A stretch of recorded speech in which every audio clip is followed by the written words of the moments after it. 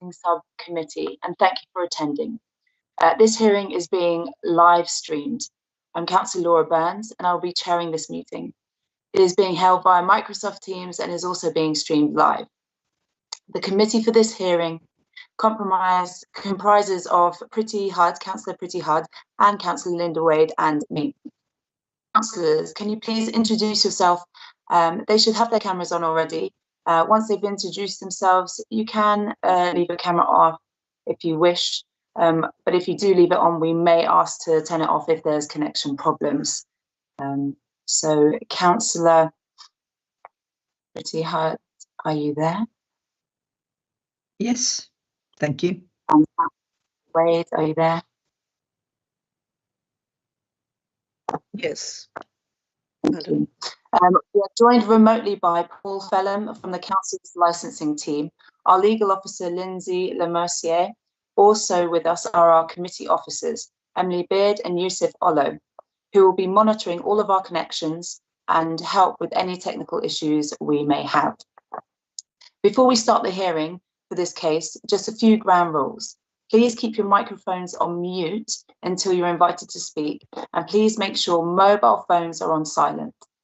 Do keep your cameras on when not speaking if you wish, unless we run into connection problems.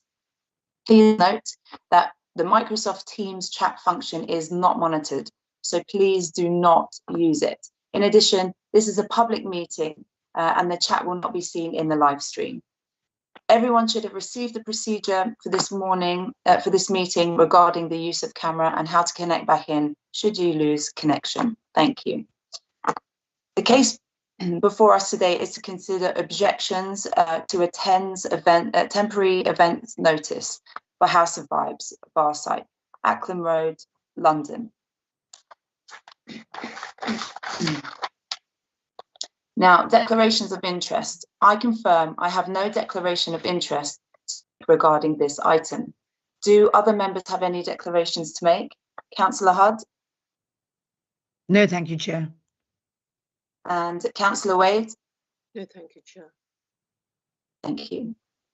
Election of substitute chair. The quorum for this committee is 2, as there is always a possibility that I may lose connection temporarily during the broadcast. I am nominating Councillor Hud to be appointed as the substitute chair. Members, please confirm whether this nomination is seconded. Councillor Wade? Seconded. Councillor Wade seconds the nomination. Thank you very much indeed. I confirm that Councillor Hud has been appointed substitute chair. Thank you, colleagues. For clarity, I will outline the procedure of the meeting, which has already been circulated with the papers. First, the licensing officer, Mr. Phelan, will give a brief outline of the notice. Please, could you confirm your attendance? Good morning, Chair. Thank you.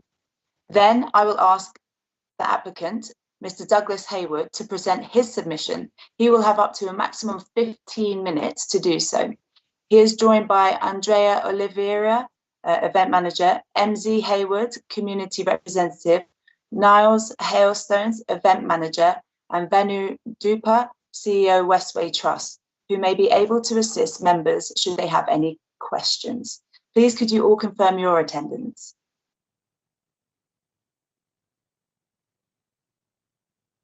You're on mute. Good morning. I'm Oliveira Miguel, and I confirm I'm the event manager.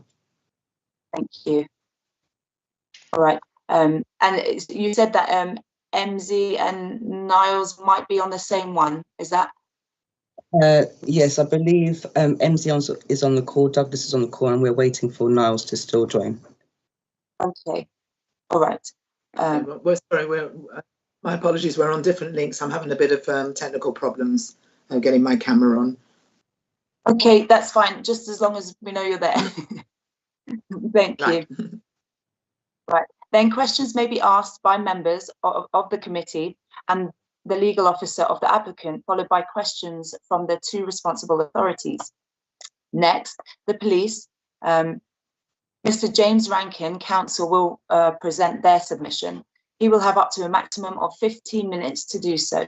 He is joined by PC Nick Jerry and PC Tom Stewart, who may be able to assist members should they have any questions. please could you confirm your attendance?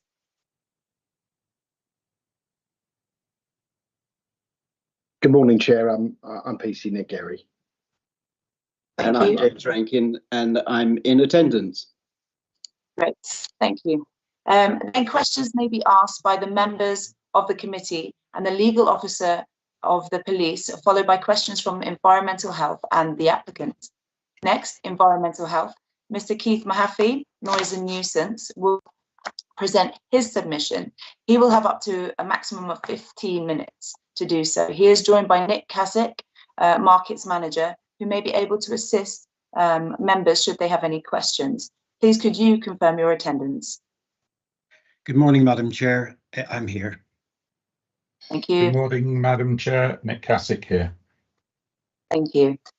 Then questions may be asked by the members of the committee and the legal officer of environmental health, followed by questions from the police and the applicant. After this, we will ask our legal officer, Ms. Lemercier, to deal with any further questions she may have. Please could you confirm your attendance? Present, Chair. Thank you. Then finally, we will turn to the governance team to see if any issues have been raised that we need to consider. There will be no summing up, and the meeting will then adjourn for 45 minutes for the committee to make their decision. The meeting will then be reconvened, and the committee will verbally announce their decision. I would like to remind everyone that the committee has read the papers which comprise in the main pack, and the additional submissions for noise and nuisance and the applicant that have been circulated to the parties. So there is no need to repeat their content, but please do draw our attention to certain points and pages. Let's get going. Mr. Phelan, could you please outline the case for us and advise us if there has been any other additional documentation received? Thank you, Chair. Good morning, all. This meeting is to consider objections from the police and noise and nuisance to a temporary event notice submitted by Mr. Douglas Haywood, who proposes to provide the sale of alcohol from 5 bar sites on Sunday the 25th and Monday the 26th of August between 11 AM and 7 PM in an area adjacent to the Westway flyover at the junction of Acklam Road and Portobello Road. A copy of the temporary event notice, event management plan, risk assessment and site plan showing where the bars will be sited are included in the committee bundle starting at page 9. The police and council's noise and nuisance team are objecting on the grounds of public safety and the prevention of crime and disorder.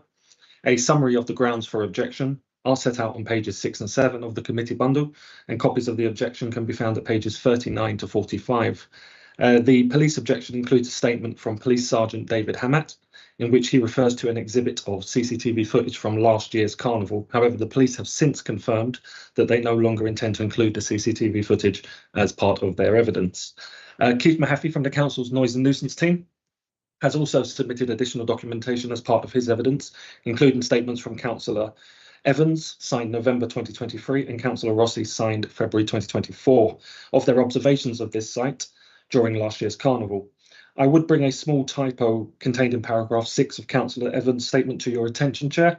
There is a reference to the 28th of September 2023. However, this should read as the 28th of August 2023. When determining the application, the committee can either issue a counter notice or take no action and allow the notice to have effect.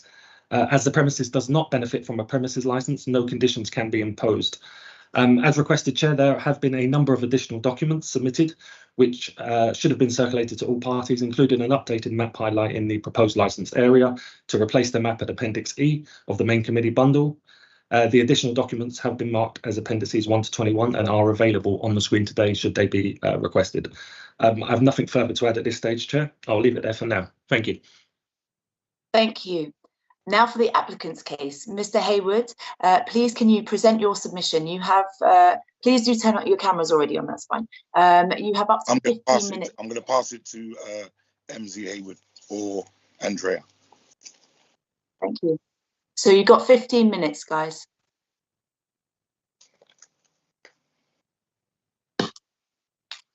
So is MZ or Andrea there? You're on mute. Thank you. Thank you. Good morning, everyone. I apologize if I make any errors in this. It's just my first time at a hearing. So my case today to put forward is that following conversations that have taken place, as stated across several documents, we have tried to ensure the crowd safety control area of House of Vibes. House of Vibes has been there for the last 10 years, and we've had no major incidents take place in that area. This year, as everyone is aware, there is no sound system, so we do not expect the levels of crowds to maintain on Acklam Walk and keep the crowd going. So there are 5 bars that have been stated and the remaining food stores.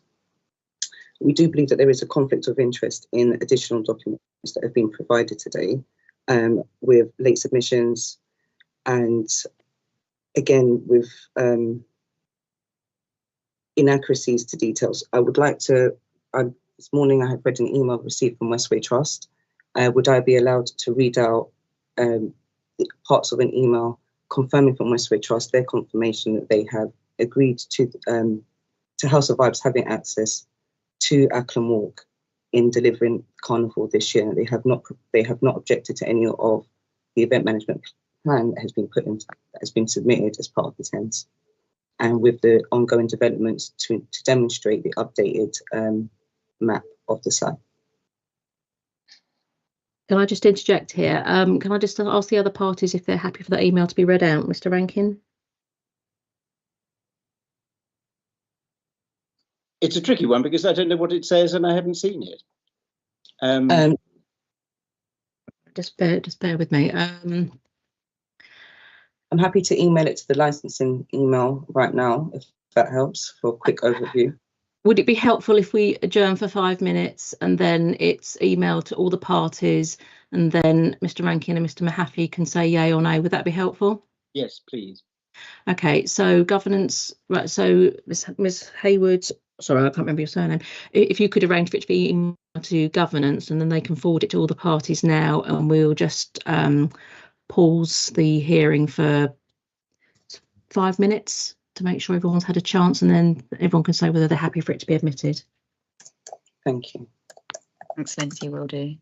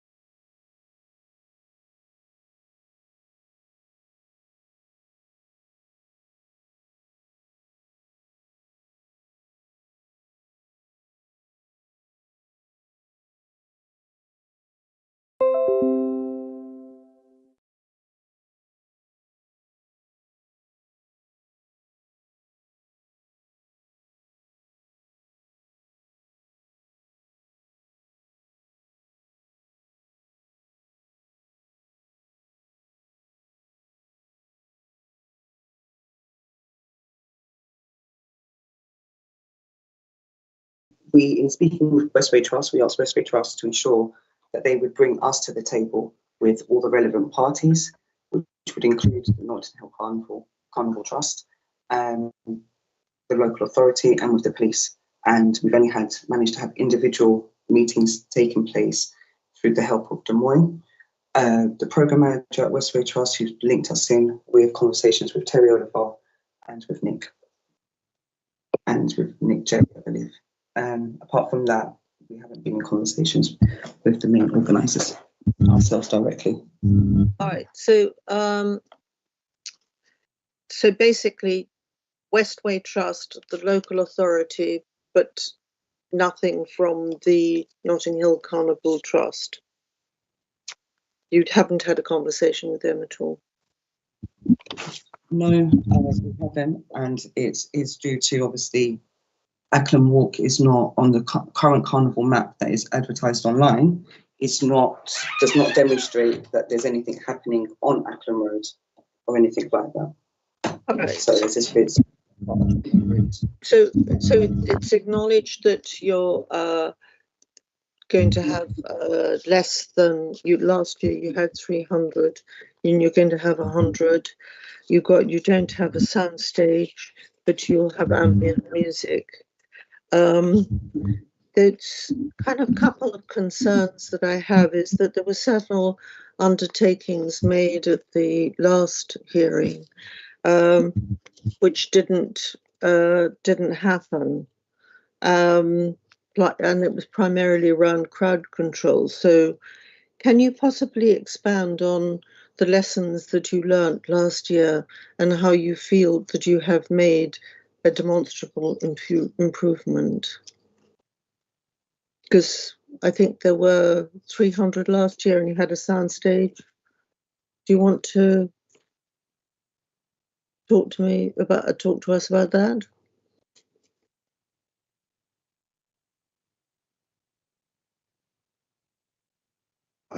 Yeah, basically. Douglas, yes. Yeah, Douglas. Yeah. Every year we have entertainment in local international artists and DJs, you know, like there's a vibe going on around there. So like we've been doing that for 10 years. As far as like basically like things went, we're always learning every year, but there was no major calamities.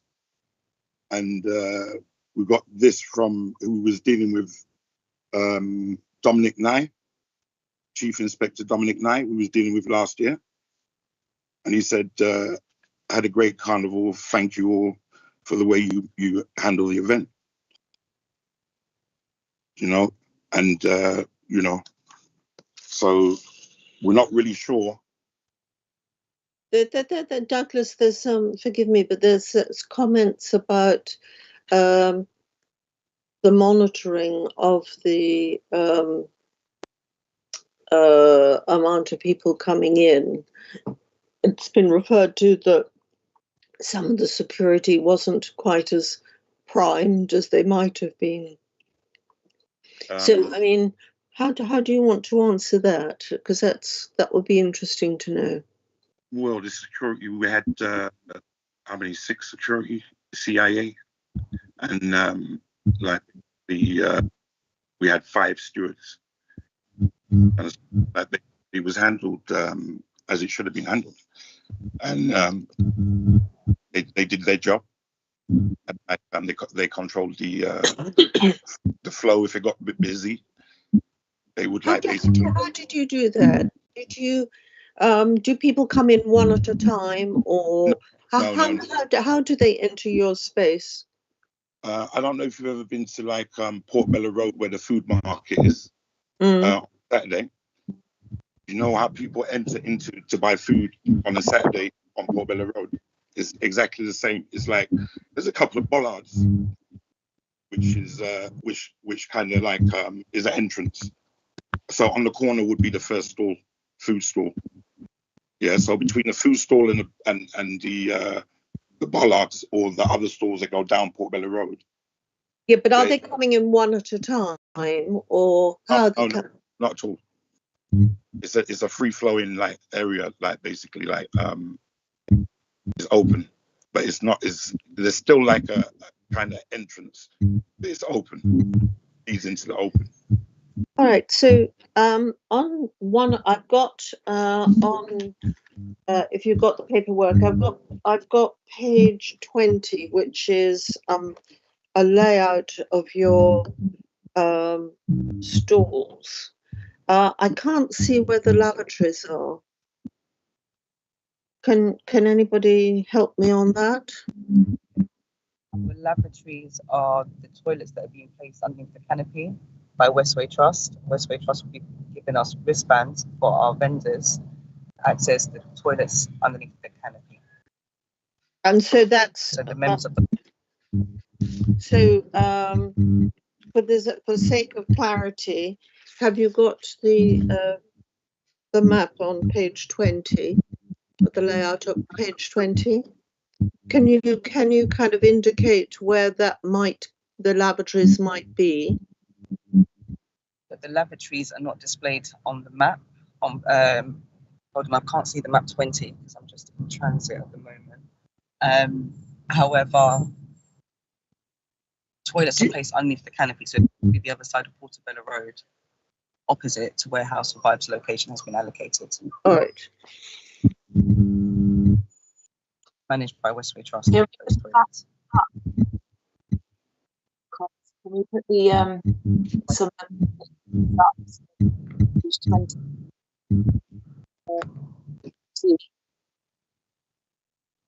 Is that okay? Anybody? Sorry, Chair, the sound quality is, I'm finding it very difficult to hear. So There's a lot of disturbance on the line. You cannot see the toilets on that map.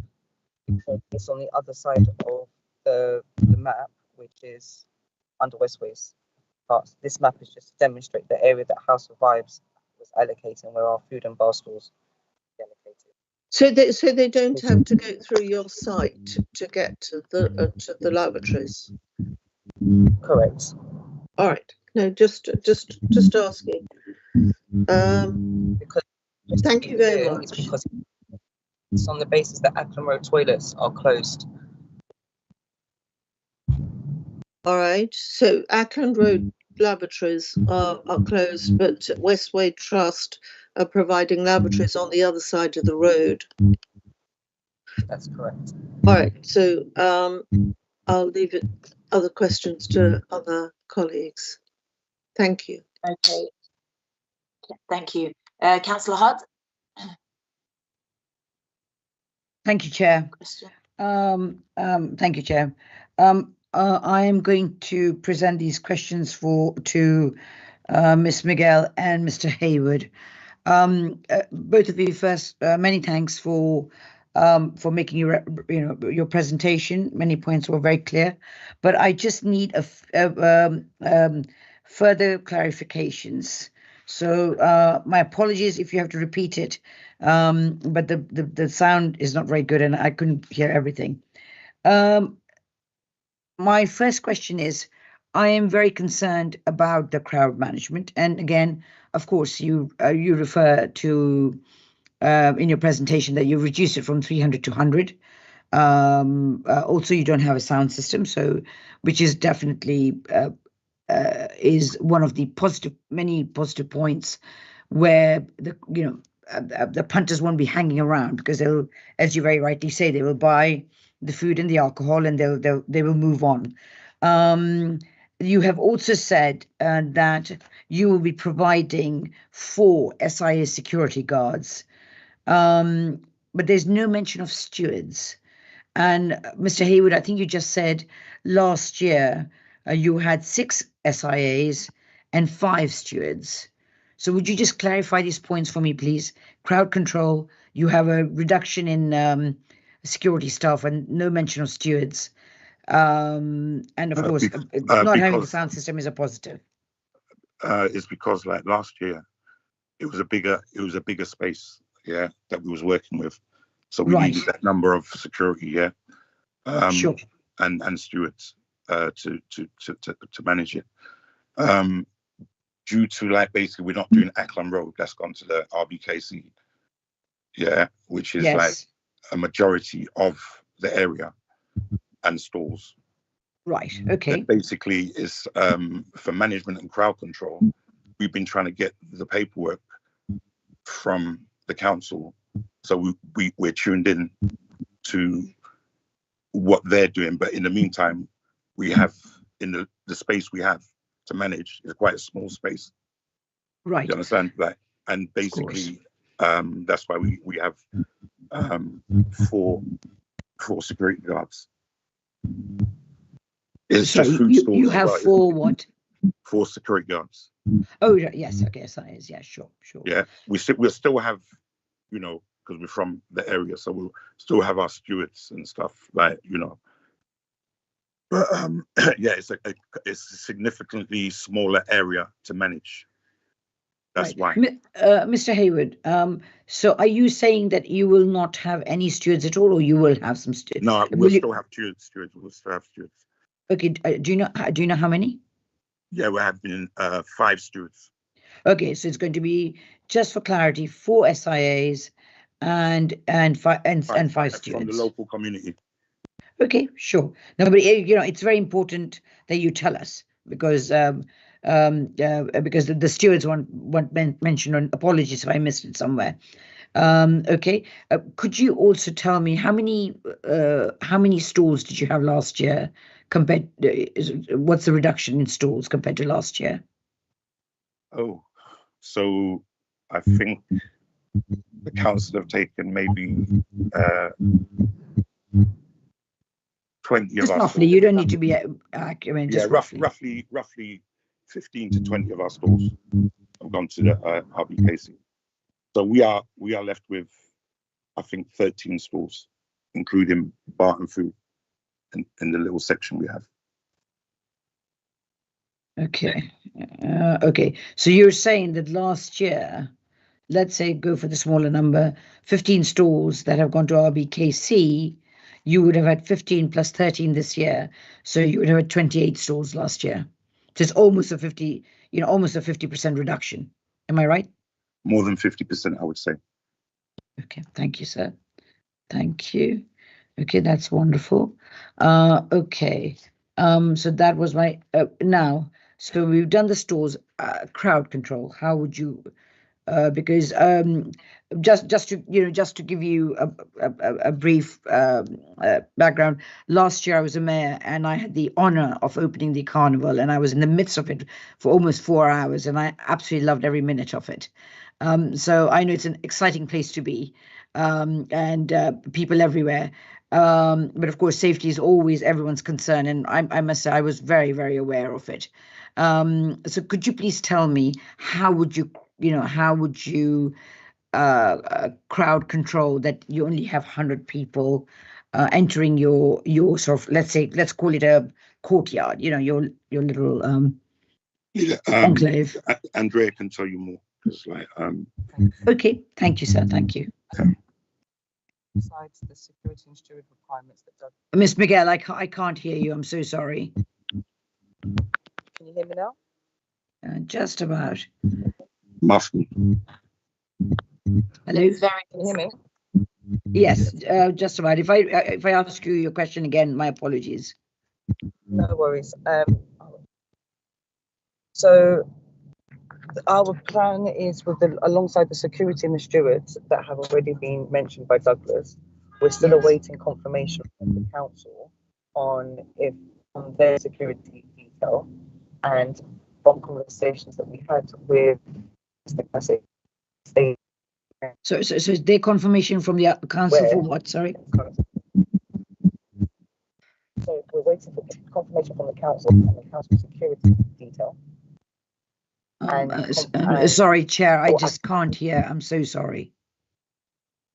Yeah, it is a bit muffled. So Andrea, if you could, I don't know, maybe turn up the volume or speak. Is this better? It's a bit better, I think.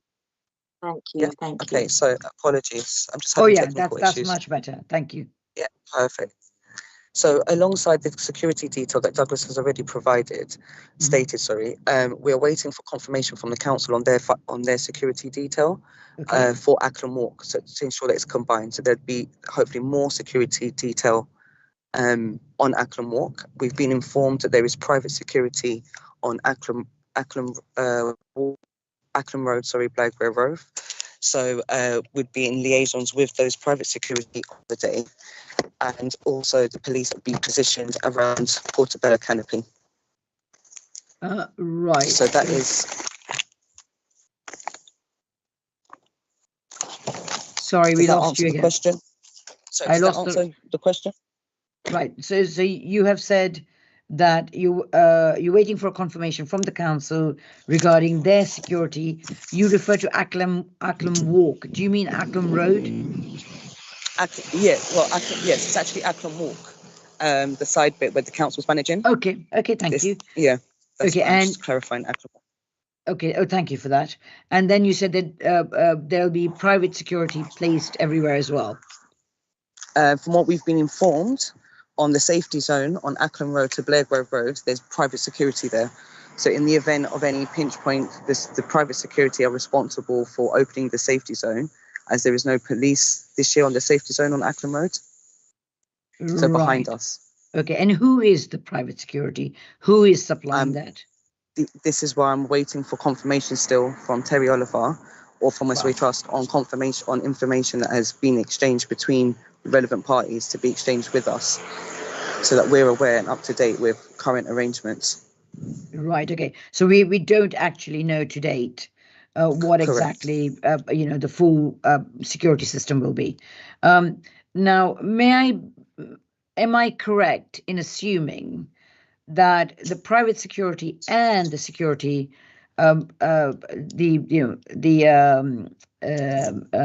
hoping all the security is put in place, but it won't be their responsibility to do crowd control for your area? Correct. But that'll be more. Okay, so what I want to know is, how would you crowd control your area? So our particular area. So as Douglas said, when you walk from Portobello Road onto Acklam Walk, you turn right is where you'll have access to our food stores. So we will have two security guards. Could you bear with me 1 second? I'm just going to open up the drawing where the because I think that's very clear. Yeah. Sorry, give me 1 second. I think it's on page 20, as my councillor was colleague was referring to. Right. Okay. So 20. Yeah. The stalls between 4 and 12, if I'm correct, is the entrance to majority of the food stores. So the bar stalls 1 to 4 are positioned facing Portobello Road. Okay. So attendees would be served from Portobello Road. Members of the other stalls are accessed by coming through Acklam Walk, turning right between stalls 4 and 12. And they walk through, there'll be that whole passageway, and then they'll be served by stalls 6, 7, 8, 9, 10, 11, and then come back out for 12 and 13. And then the rest of the stalls there would be managed by other additional security, one by us, and then the additional security that will be potentially be provided by RBKC would be supporting the rest of Acklam Walk. Right. Okay. Now, thank you for that.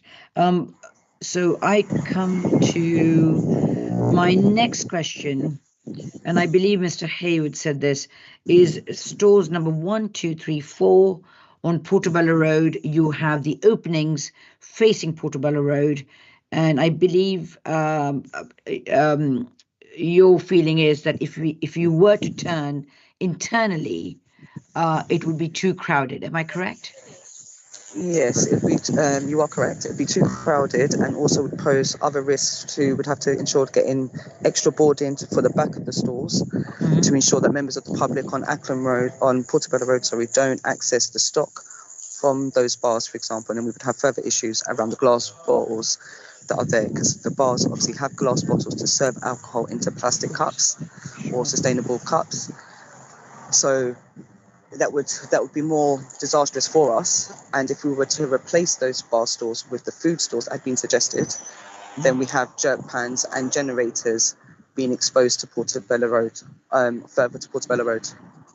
On the generator, Ms. Miguel, did you, again, looking at the picture on page 20, I believe the generator is placed next to stall number 9. Is this on bay? I'm assuming, looking at this diagram, bay 55. Am I right? Bay 50, yes. Bay 56, if I'm correct in saying that. Yes. Is it bay 56? Because sorry, go on. That's our main generator.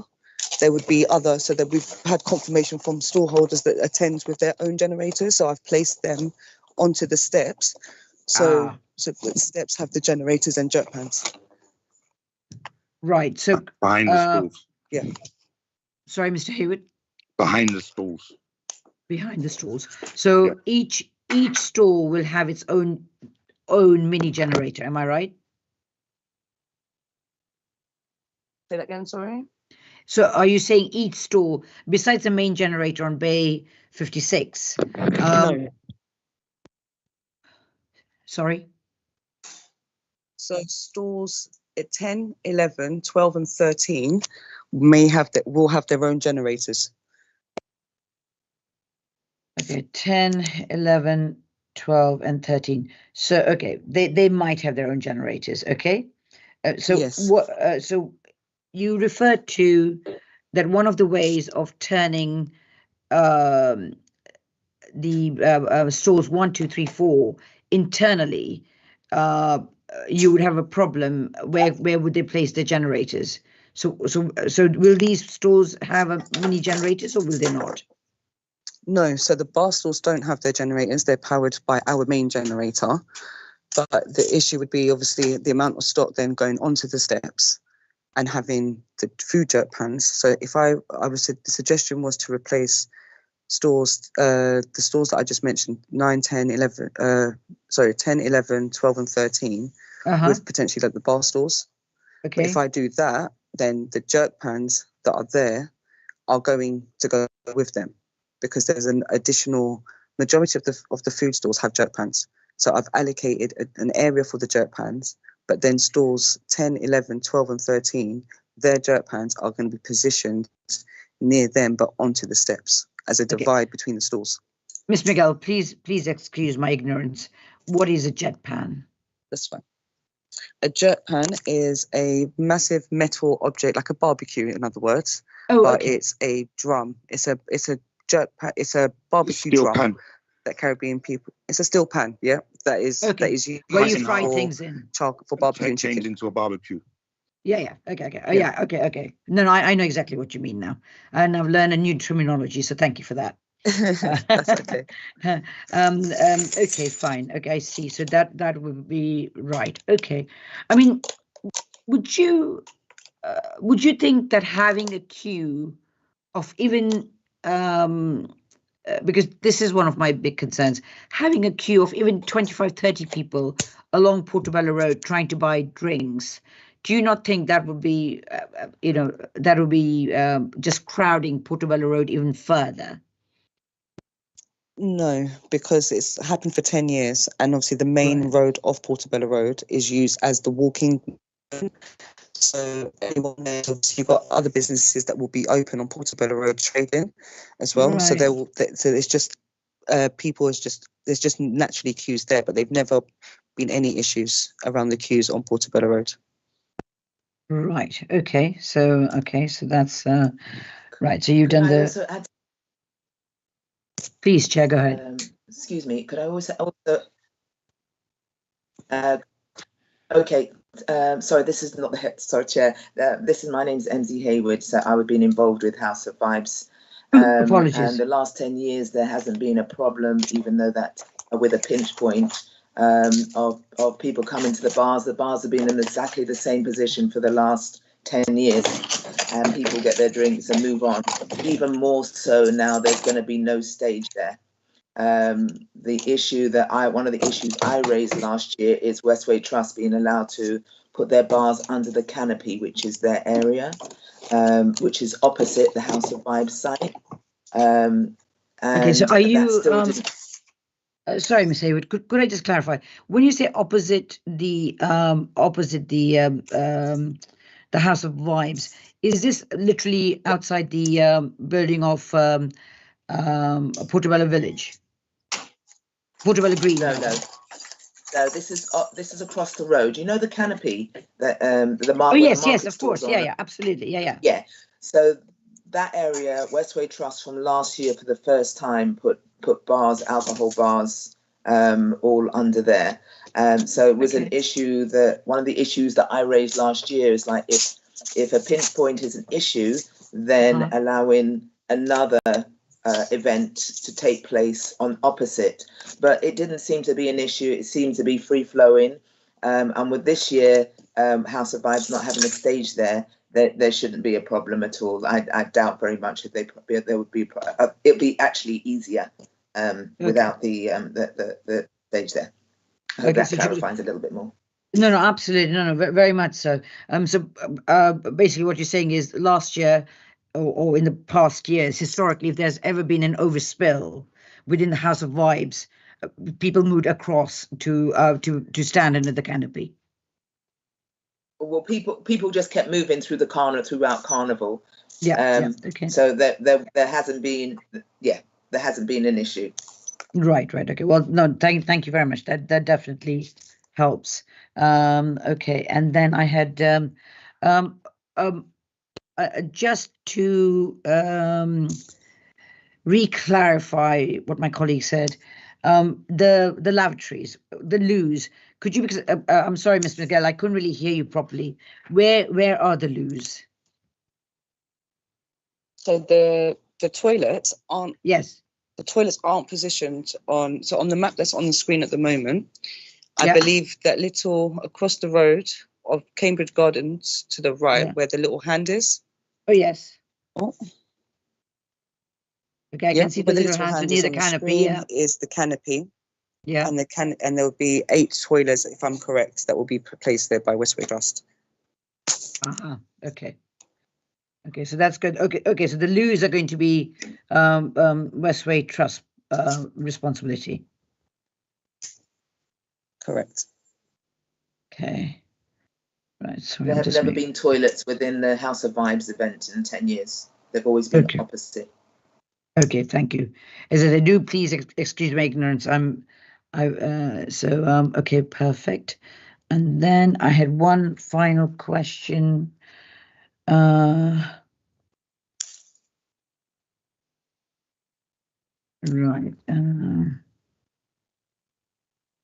So there was one other question I had.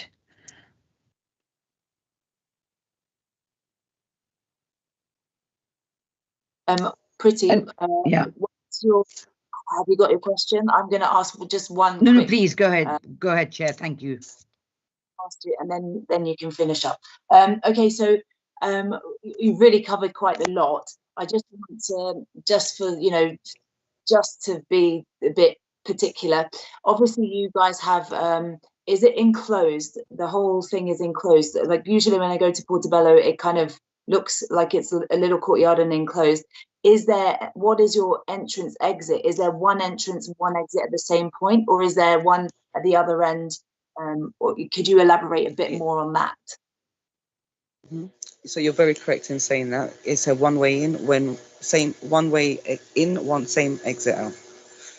So as I explained earlier to Councillor Wade, I think it was, when you come in and you turn right, that right turn in, there will be barriers there with an in sign and an out sign. So people will be able to walk in and then they have to walk back out the opposite way.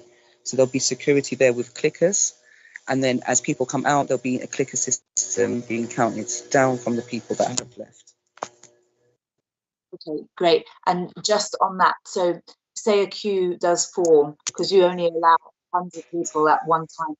So how do you keep the people in the queue out of the way of everybody else? How would that work?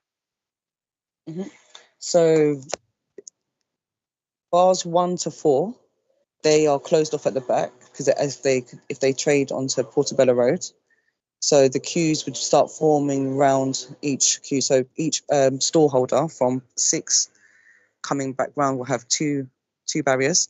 so that people can come in and then they can walk out the other way and they can avoid the queues. So there will be a barrier system in place for queues. Thank you. All right, Councillor Hudd, do you have your last question? Chair, that's very kind. No, thank you. I'm done. Thank you. Okay. All right. Now, any questions from Laura? Laura, could I? Sorry, I had my hand up. I had two more questions. Sorry. Yes. On the plan 20, if we could look at page 20 again. Can you clarify whether stalls 12 and 13 are facing Acklam Road, or are they looking into the site? I can confirm that they are facing onto Acklam Road. All right. Due to the steps. Yeah, no, I just wanted clarification of that. And also, is there a reason why the lavatories in Acklam Road are closed? That is a question I think should be asked to Westway Trust. We asked to manage the toilets, and Westway Trust were quite adamant that they would remain closed. Thank you. Is that everything from councillors? Yep. Okay. So now, any questions from our? Sorry, did you say legal officer, Chair? Yes, yes. Sorry, you cut out. Yes, I've got a few questions, if you don't mind. Firstly, Acklam Walk, Acklam Road, are those terms used interchangeably for a start?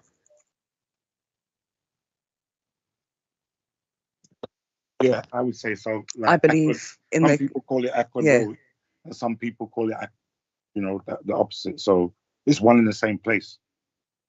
And is it all pedestrianised, the entire length of Acklam Road? Yes. Okay, thank you. You mentioned earlier on, so at the end of Acklam Road, there's obviously, which leads into Blagrove Road, there is the safety zone, the evacuation zone. You said that there won't be police positioned there this year. There'll be private security instead. Is that the case? I mean, it might not be a question for you, but can you just elaborate on that, please? From conversations that were had at a site visit with myself, Douglas, Mr. Kazik, and Domoy Park Robertson from Westway Trust, I can't remember which party said it, between Mr. Kazik or Mr. Domoy Robertson, but one of the two parties informed us that there'll be private security positioned on Acklam Road instead of the police this year. Okay, police might be able to confirm that. Okay. So that's what other questions? CCTV and the police tower. So I think there's reference to there being CCTV in the site. Does it cover your area? Is the police tower like a podium? The CCTV is managed by. Oh, sorry. No, go ahead.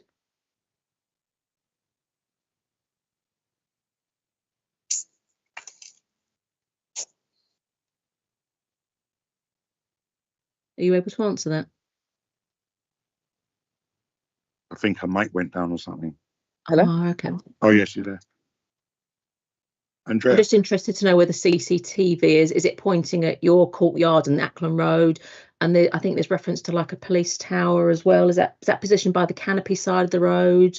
I'm just interested to know about all that. They're usually just, the police side is usually directly across the road, in front of the canopy.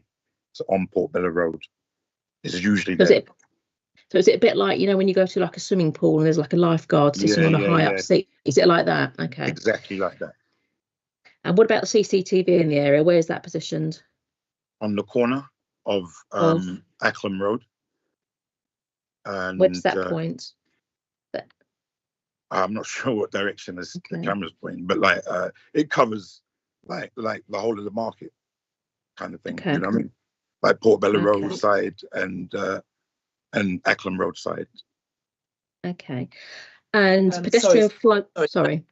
I just clarify it. So there's one on the actual site, a big camera that rotates, overlooking Acklam Village, overlooking House of Vibes site. There's another big camera that is at the back of Acklam Village on Acklam Road, Blagrove Road, overlooking, and there tends to also be police on the roofs diagonally opposite on the top of the roofs. So it's as well as the tower. So it's very, very well viewed. The whole and the motorway. area. And the motorway. Yeah. All right. So the police, not only are they positioned in the tower on the opposite side of the road, they're also positioned on roofs on the opposite side of the road and on Westway. Are you saying? They have been on the they were last year, and I think subsequently, yeah. Okay, but the two main cameras that are there are fixed there throughout the year, and they rotate. And they overlook the sites. Okay, that's good to know. And pedestrian flow is two-way along Portobello Road. It's not just one way. People just go both directions, do they? Correct. Thank you. Other questions?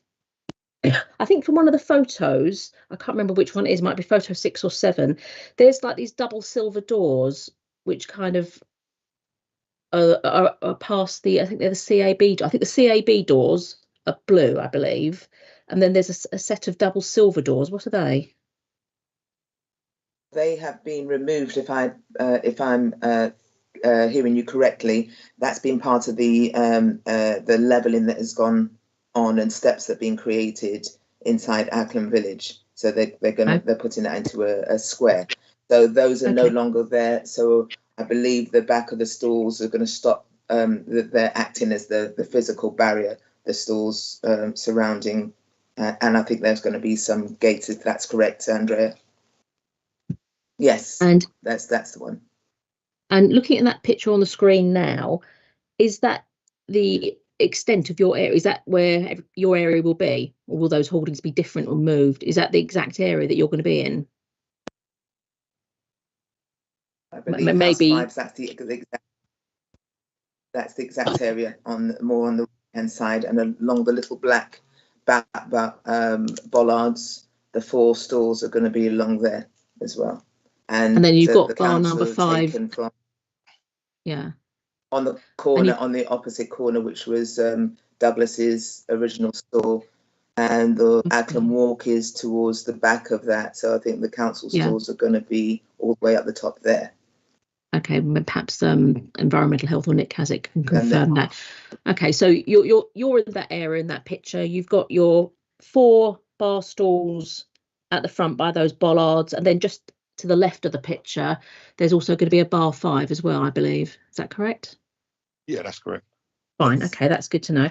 And I think just one more question. So I don't know if Mr. Hailstones is here, but how, if Bay 56 has an event with or without a 10, how will access be obtained to Bay 56? Do they have to go through your courtyard area, or is it just kind of walking up Acklam Road and a separate entrance into Bay 56? I'm not entirely clear. And how will you manage that if it goes through your courtyard area? It's not going to go through our courtyard area. There's an entrance. It's not going to go through the entrance on Acklam Road, further up. On Acklam Walk. Acklam Walk, yeah. So okay. So sorry, to clarify, so Robert Harvey, the property man from there's put an entrance in on Acklam Walk and an entrance out, which will be from Bay 57. And I think Venu has put I think Mr. Mahapati put an objection in, which Venu Dupa, the CEO, has now put a response in. So to clarify the situation going on inside there. Okay, so there won't be any people attending Bay 56 entering your courtyard area, which will affect your clicker system? No. Okay, that's good to know. Okay, do you know if an event's actually, I mean, this is kind of just background information. Is there an event happening at Bay 56 that you're aware of? Yes, 56 and 57. Okay. There's an application that's gone in, and so that I think should be coming up soon. Is that for licensable activities? Yes, that's correct. It's the same one. We have a safe zone there every year. So inside, since Grenfell A56 and A57. There's been is that one event together? Is 56 and 57 one event altogether, or is it two separate events? Yes, it's one event. It's one a safe zone for Carnival, which is one event. Okay, and Bay 58 isn't in use over Carnival? It's never been. No, that's never been. That's a business, and that's never been part of it. Lovely, that's great. That's all my questions, Chair. Thank you very much.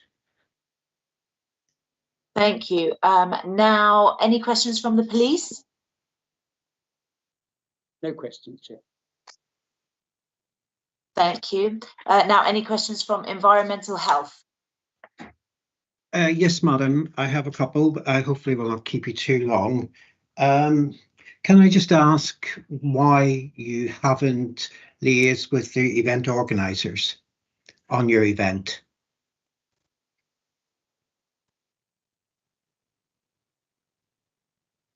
So it's very because difficult to hear that it was cutting. We've never have,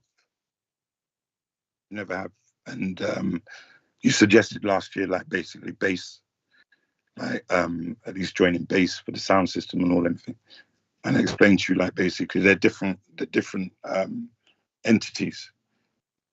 So would you know? Okay, I can appreciate that.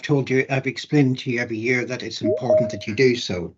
Secondly, are you going to be sharing your risk assessment and your event management plan with the organisers? Which organisers are you talking about? It's very difficult to hear. Which organisers? Sorry. Notting Hill Carnival Limited. They're the official organisers of Carnival. It's not the council. Yeah. Yeah. Okay, will you be liaising with them and providing them with details of your risk assessments and event management plan, so that they can consider it in their overall safety plan for Carnival? I think you've been told this a few times over the years that it's not on the actual. All I want to say yes or no, please. Plan. As we're all. Sorry, can I just finish? As you know, we're all local. They're very aware of what's going on, what happens, but it's not on their route, so it doesn't affect. So don't go anywhere near. So I'm correct that you won't be sharing your documentation with the organisers. Can I answer this by saying that basically on a couple of occasions over the years, I've approached them, Matthew, at the Tabernacle, for help and assistance with the situation I'm placed in on Portobello Road.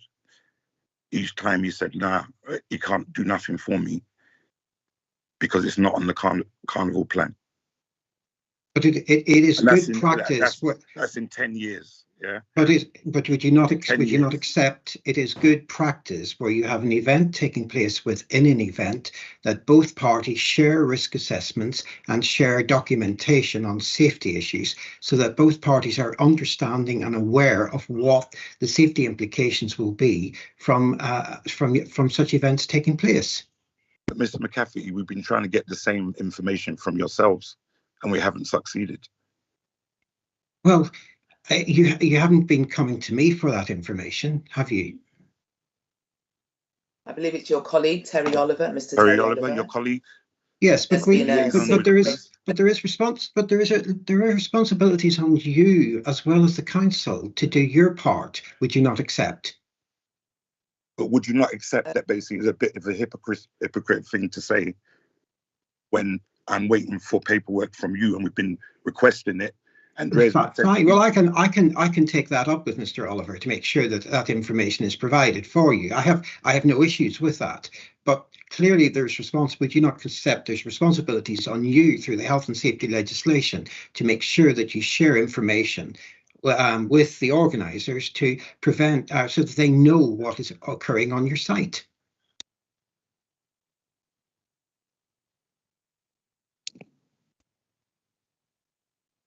Mr. Mahaffey, we can take that on board, but would you be? That's fine. Okay, I'll move on to my second question. You have seen Councillor Smetterling's statement this morning, and in that, Councillor Smetterling comments that you had more stalls on the site last year than what you told as a committee. Can you explain why you had more stalls on site?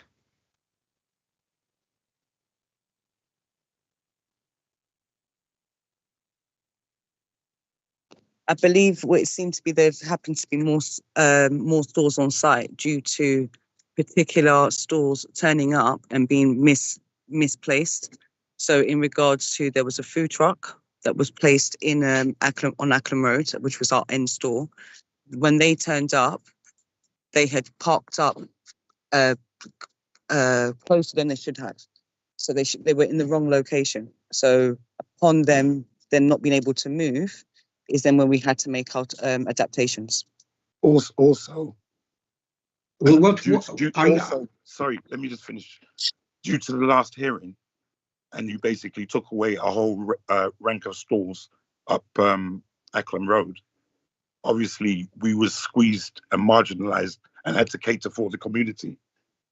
Do you understand? So like we had to work with what we had, what we was left with.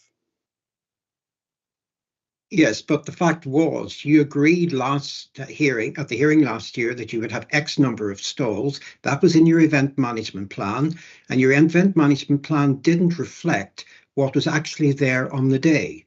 So therefore, if your event management plan doesn't reflect that, there's a possibility that the safety measures that you had in place would not have been sufficient in the event of an emergency occurring.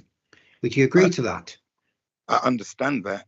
But due to the situation that you placed us in last year by taking away all our stalls, but you can't. Then basically, no. Basically, you left the community. Like basically, I had to take care of certain people that's been with me for 10 years. But you can't take that into account. But you can't play fast and loose with public safety and in a very constrained environment at Carnival. You have to do what you say in your risk assessment. Would you not agree? I would agree that basically House of Vibes have been operating for 10 years and always run a safe carnival. Would you not agree? Yes, but the fact is, if something horrendous happens there and people had to escape, your event management plan and your safety measures that you had in place last year would not have be sufficient to get people away in the event of emergency. Would you not agree? Can I just say that in the event of the emergency, it did take place last year on Portobello Road with the crowds in terms of the machete, we had to House of Vibes opened up the safety zone in order to ensure public safety. And when we were trying to communicate with the police weren't communicating with us in terms of removing barriers on Acklam Road that also was a major part of public safety on Portobello Road. But is it not important in the event of an emergency that the safety is a priority here? It is not the fact of the number of stalls that you have and the way in which you operate. You have to maintain good access to the safety zone from Portobello Road in the event of something untoward and horrible happening. Yes, it wouldn't be our emergency process isn't to move people back to Portobello Road. It would be through to Acklam Road. But how can we trust you this year to basically comply with the number of stalls and the risk and your event management plan if you didn't deal with it last year? Well, what I would say to that would be to support and work with us even closer this year. But you should be doing this. Would you not agree that you should be doing this as part and parcel of your overall operational procedures? Only setting up as in the manner in which you agreed and you have been permitted by the council.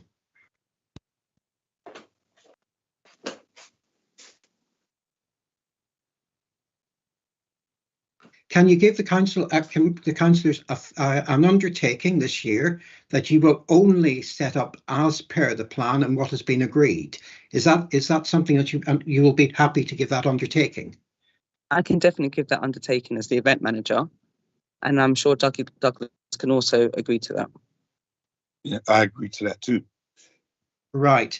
The other thing I was a bit surprised that when you made your submission this morning, you didn't really clarify how you would manage the crowd in the event of a serious emergency. Miss Haywood very kindly did bring it up in the thing. The whole issue from the noise and nuisance and the environmental health side is the fact that if something occurs which is untoward, we have to get thousands of people through Acklam Road into the safe area. Can you please give us an understanding of what additional measures you will put in place to ensure that this occurs? So once RBKC can confirm what is their additional plans for Acklam Road as well, that would support our plan. I can't state things that would be false information if I haven't received information from parties.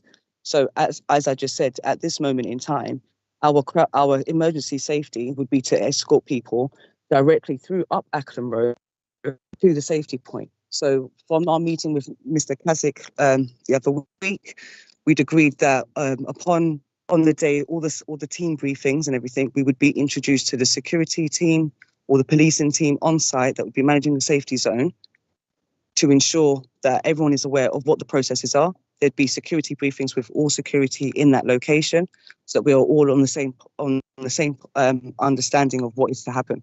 So I can't state false information if I haven't received confirmation from RBKC on what RBKC's plans are for that area. Can I take it then that in the event of your event going forward, you will be very closely liaising with the council and you'll be liaising with the police and all bodies to ensure that you will have the appropriate measures in place to provide emergency access into Acklam Road to get people away to the safety zone?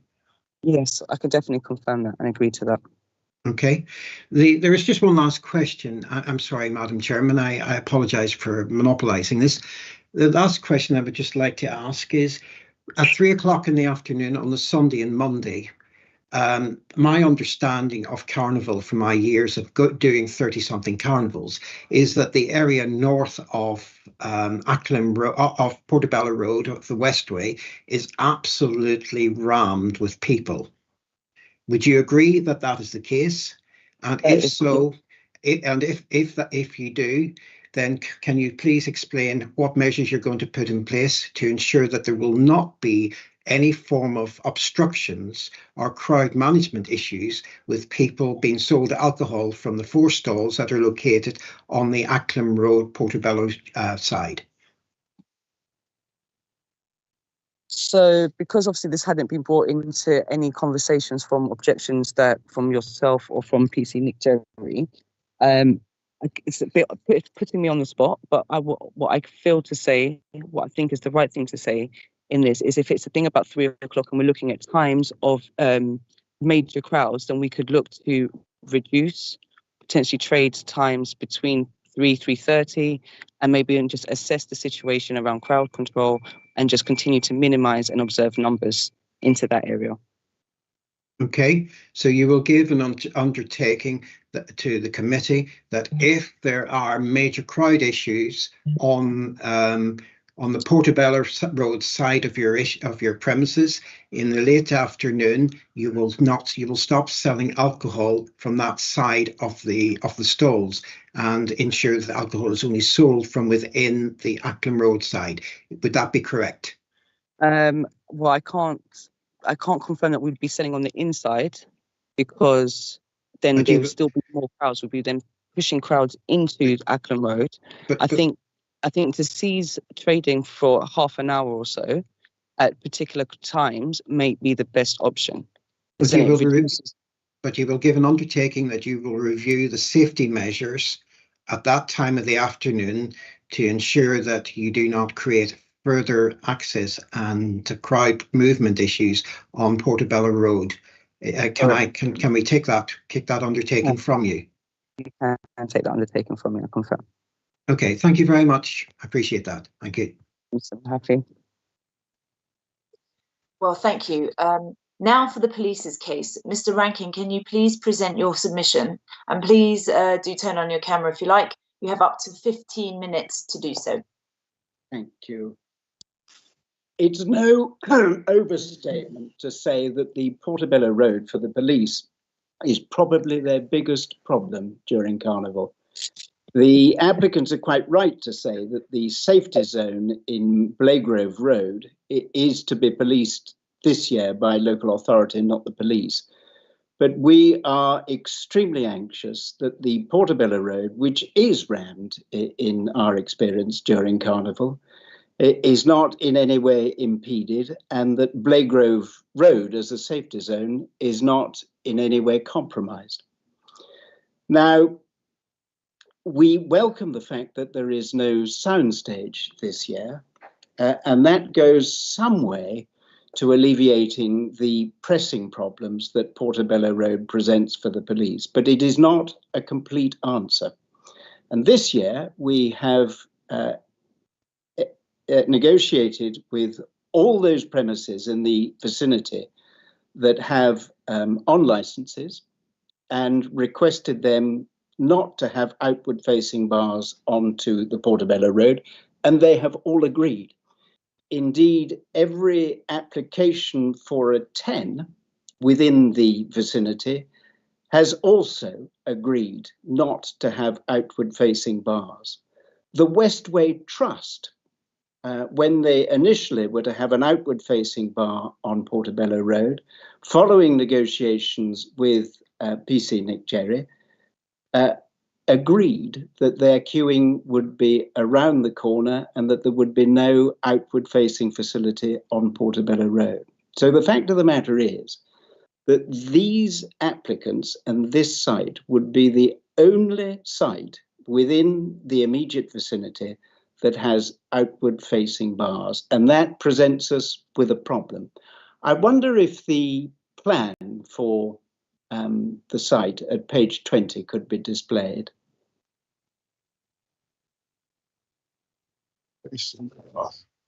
Now, the applicant has effectively created a rod for their own back. Your own policy recommends that 10s go in 6 weeks before Carnival. In other words, this application should have been made on the 14th of July. Ignoring that, they have submitted a late application for a 10, which went in on the 8th of August, following an earlier one which was withdrawn. And if there are complaints about that there has been no dialogue with the police, we have worked with what we were able to work with, given the time constraints. And we negotiated with the applicants and explained our position, that whilst we accept that there is no sound system, what they're doing is increasing the number of bars that they had last year. Last year they had 3 bars. This year they propose 5 bars. And last year we had 4 bars. The plan showed 3 bars. And this is, I'm afraid, another example of the applicant promising one thing and then delivering something completely different. You have obviously had a chance to see the statements from Councillor Evans and Councillor Rossi and PC David Hannett. It's a matter of some concern to us that when the applicant is granted permission to do something, they don't do what they say they will do. In other words, they operate outside the footprint. They increase the number of bars that they were given without permission. They serve glass when they said that they wouldn't be serving glass. They serve after hours when they say that they will terminate their hours at 7 o'clock. So it doesn't present the police with any confidence that this is an applicant, given the extensive undertakings that they have offered to Mr. Mahaffey, is going to abide by them. So we approached the applicants and spoke to them at length, in one instance, some 45 minutes, about this possibility, that the food stalls would be relocated and that the bars would be placed in the area within the ambit of Acklam Village and not outward facing. And they did not agree. They explained that there were difficulties with generators and so on. So we proposed a compromise, and the compromise is a simple, straightforward one. And I have to confess that I just do not understand the resistance of Mr. Hayward and Andrea to having inward-facing bars, like every bar in the this area of the Portobello Road. They complained that they would have to put up backboards, wooden backboards. So be it. That, what we suggest, is an appropriate and proportionate response to this application. We say, all right, you can have your 10, but we want the bars to be inward facing. And I just fail on behalf of the police to comprehend or understand why that simple request is met with such resistance. Any measure which allows the Portobello Road to be more free-flowing and not to exhibit the crowd pressing that was witnessed by the councillors and my officers over the course of the carnival last year.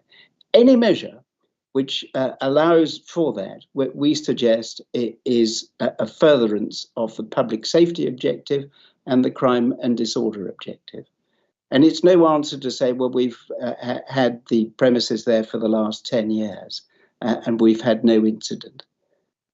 So far as the police are concerned, that there is a real concern about the way that the Portobello Road is managed.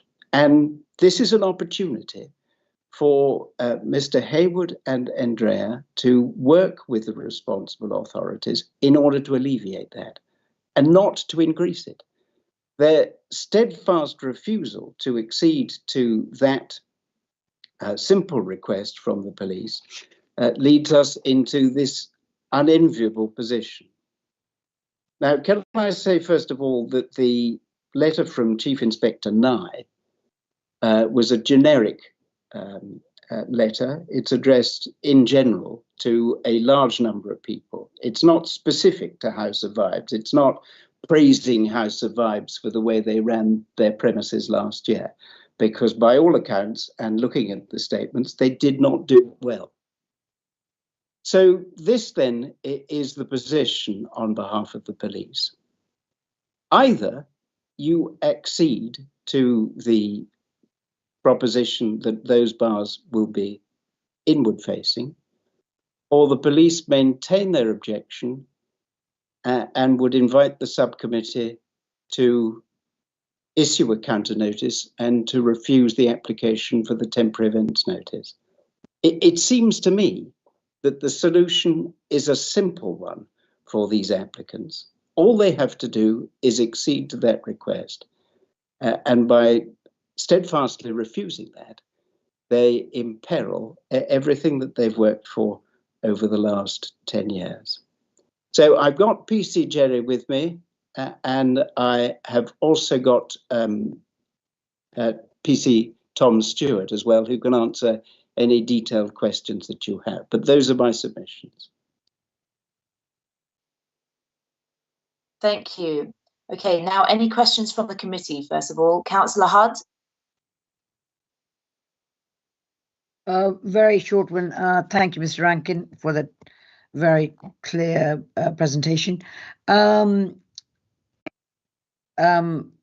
the gist of it seems to be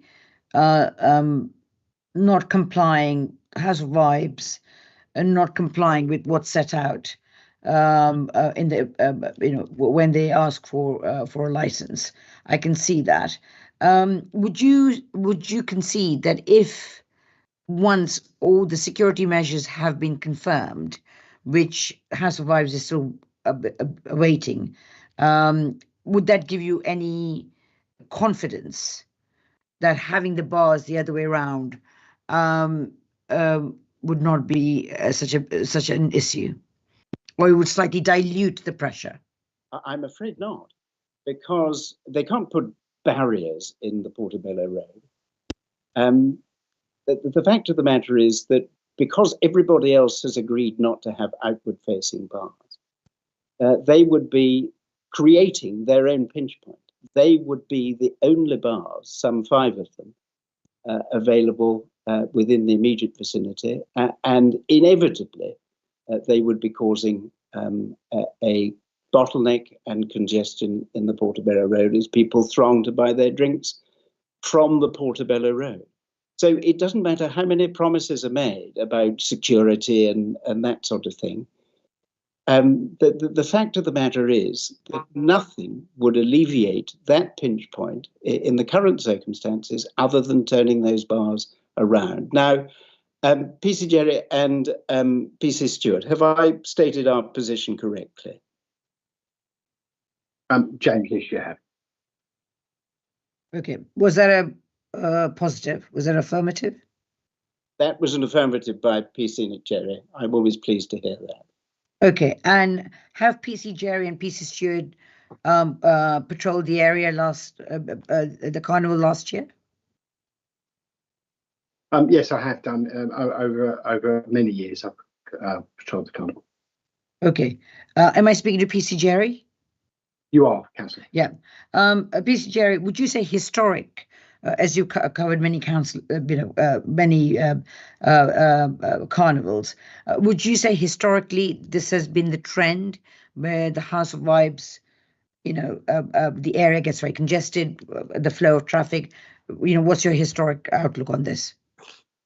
Portobello Road, yes, is one of the busiest routes on the carnival. And as Mr. Rankin has mentioned, we are trying to allow the free movement of people through Portobello Road. Hence, that's why we're trying to decongest the road by not having bars, not creating pinch points, and allow that safe movement of people through the carnival, through Portobello Road. And that's why we requested the applicant to have his bars inward facing to prevent that pinch point, especially when Portobello Road gets extremely busy, and actually to serve within the Acklam village outside to Acklam Road, where their other bars are. And that's what we're... So PC Jerry, may I just to clarify, and for the benefit of the people wanting to run House of Vibes, they feel that they've been marginalised by RBKC, by the police, by everyone. So would I be correct in saying that the request for them to have bars facing inward is not, it's not only for them, it's basically a general policy along Portobello Road? Absolutely. For example, Demoy, who works for the Westway Trust, which has put together the temporary event notice for Under the Canopy. I personally spoken to him as well, where they were proposing a bar on the opposite pavement of Portobello Road to where Mr. Hayward is proposing his 5 bars.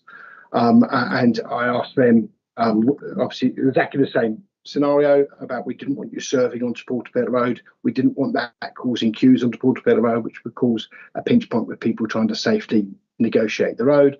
And they immediately agreed to move their bar further back and turn it sideways. And the queue would now go down Port Road away from Portobello Road. Okay, thank you.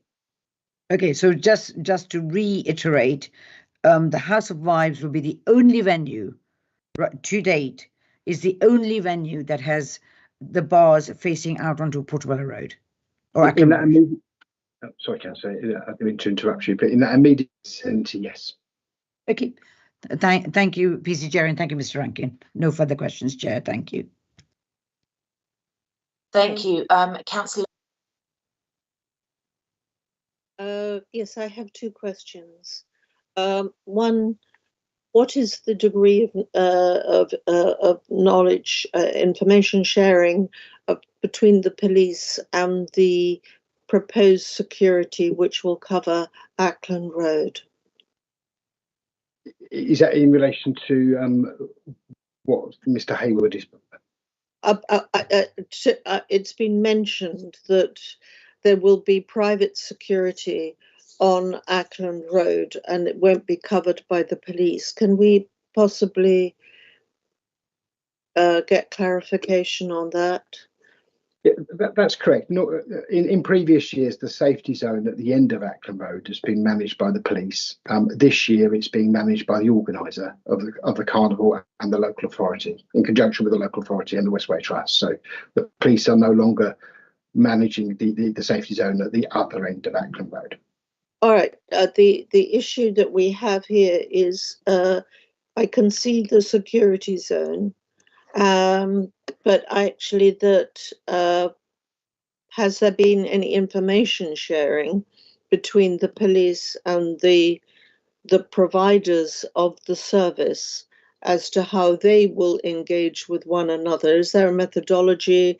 Is there common guidelines as to what could be done? Will they, there must have been some discussion, guidelines and confirmation. Is there proof of this? How, just to reiterate. Thank you. Yeah, yes. I mean, there was a statement from Sergeant Dave Hammett, which we've included in our evidence, where he has witnessed sales after 7 o'clock and also sales in glass. And obviously, as you can imagine, sales in glass is a concern for us. We do not want glass served from these premises that they can go out on the street and cause. Third, I appreciate there will be glass on the streets, there always is, but we're trying to limit that, as that is clearly a public safety risk. In relation to previous years, as you're probably aware, that this has been taken to House of Advisors, gone to committee last year twice, and the main concerns is about the control of the area, especially Acklam Road in previous years. I appreciate that this year they're sharing Acklam Road with the local authority, and obviously, not obviously, but in the statement for Dave Hammett, he also had concerns in the way that the area wasn't being managed last year by the security that was provided by the operator. Okay, and just following up on that, so with these incidents, what happens in the moment? Does the sorry, I don't remember, forgive me, but I can't remember the policeman that witnessed it. Does he go up to them and say, "What are you doing? Stop!" Or does he just make a note of it? And actually, with all of the things, do they actually approach at the time, or do they just make a note of it? Just so I have more clarity on what happens with the aftermath of them actually maybe not adhering to what they are supposed to be adhering to. I think at the time we would expect their security to manage the people they have in that area. It's only when they can't. I mean, they can't just leave the area just to run free. I mean, they're applying for a license, applying to serve alcohol, and in previous years have a sound system, and they're making assurances to us, to the local authorities and yourself, the committee, that they will manage that area. So we'll expect them in the first instance to manage that area. Clearly, if they come to the police, may or may not be there. It depends on what is going. The police aren't. It's not. As you can probably appreciate, the carnival isn't being run by the police. Police officers clearly will be there. I can't tell you exactly where the police officers will be, but obviously, and if things need to be escalated, that's when the police would need to move in and take control. But that's what we're trying to avoid. Ultimately. Sorry to intervene. I was talking about previously. So when you come into a situation and you see that someone is not abiding by a rule, so whether it's a street trade or whatever, do you go straight up to them, or do you just make a note of it? Just previously, not what's going to happen, what has previously happened. Sorry if you didn't get that.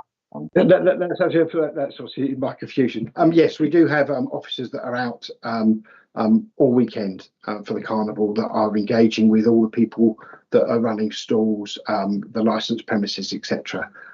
There's also enforcement serials that be out from the local authority and the police as well. So if anyone is doing something outside of their authorisation, whether that be a premises licence, whether that be a 10, then obviously initially consultation engagement would take place and trying to resolve it there and then by means of that. But if it needs to be escalated to enforcement, that will happen. And has that happened previously with House of Vibes? Has it escalated? We haven't taken enforcement action to House of Vibes, no. Obviously, last year, so we objected to the 10 initially, and then the amended 10 that they provided, the police didn't object. Okay, thank you. All right. So now any questions from our legal officer? Yes, thank you, Chair. I've just got 3 questions for the police. I just wanted you to confirm that will there be a police tower sited opposite House of Vibes this year, and will there be police positioned on the Westway and the other roofs as well as on the street? I just wanted to know what the score was there. I would like to say yes, but unfortunately, I don't have that information. That is dealt with by our commanders and Gold for the event, and that information isn't shared with me, and especially for security reasons, we couldn't confirm in relation to roofs and things like that anyway. But I mean, there will obviously be police in each sector. There is a commander for each sector that will be running each sector of the carnival, and he will have his own resources and obviously he'll put them where he or she feels fit at the time, and where their biggest risk is. That's all I can really confirm at the moment. And as you can probably imagine, the event is fluid, so those officers would need to be moved if there was a problem elsewhere. So that's why, especially with any event, any temporary event notice, that's why it needs to be managed. We need to be satisfied that they can manage the area first instance themselves. Thank you. Well, my second question is, I mean, this might be something that Mr. Kasich can confirm later on. There's talk about the council possibly having their own stalls along the passageway or part of the passageway of Acklam Road. I don't know how many. I don't know if it's going ahead. What are the police's views on that? On the council having stalls along that bit? Well, as far as I'm aware, those stalls they haven't applied for a licence. So it will be down, if the council are going to have stalls down that area, then that'll be down for them to manage. But I mean, I think you're right. That will be down for Mr. Kasich to explain in their submissions later on what they intend to do there. Okay, so maybe we can come back to that point. Okay, and the last question I just wanted to ask was, Mr. Rankins, I think you've said that if the applicant was agreeable to have the bars 1 to 4 inward facing rather than outward facing, I think you said that would the police then withdraw their objection? I mean, I know it's... We would withdraw our representation. Okay, so how, obviously we're at the hearing, and obviously anything needs to be dealt with prior to hearing, any amendments, and obviously we're here at the hearing now. Would this be by way of an undertaking that you would accept from the applicant? How would we go about putting that into practice? It would be by way of undertaking, because of course you can't attach conditions on it. Correct, yeah. The plan would have to make clear that the bars were inward facing, but it can be done by way of undertaking. Okay, fine. So obviously that's something that... Okay, sorry, I beg your pardon. And if that undertaking is given, then of course I will withdraw. Thank you. Obviously, environmental health may still have objections, but we can ask them later on. Okay, so that's something the applicant may want to consider. But okay, so that's good. So you've made your position clear. That is all my questions from the police. Thank you very much. Thank you. Now, any questions from the applicant? I have one. Is to Mr. Rankin. Yeah, and it's just like, in what context are the police collecting statements from the members of the licensing committee? I am not aware that the police collected statements from members of the licensing committee. We've submitted only one statement, and that was Sergeant Hammett.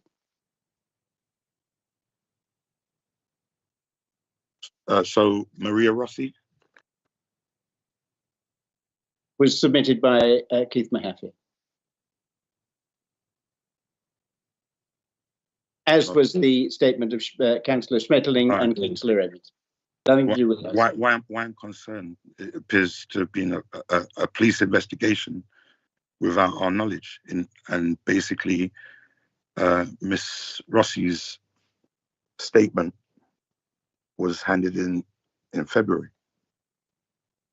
Yes, the point is you should have applied much earlier for your temporary events notice, and you would have had much more notice of this evidence.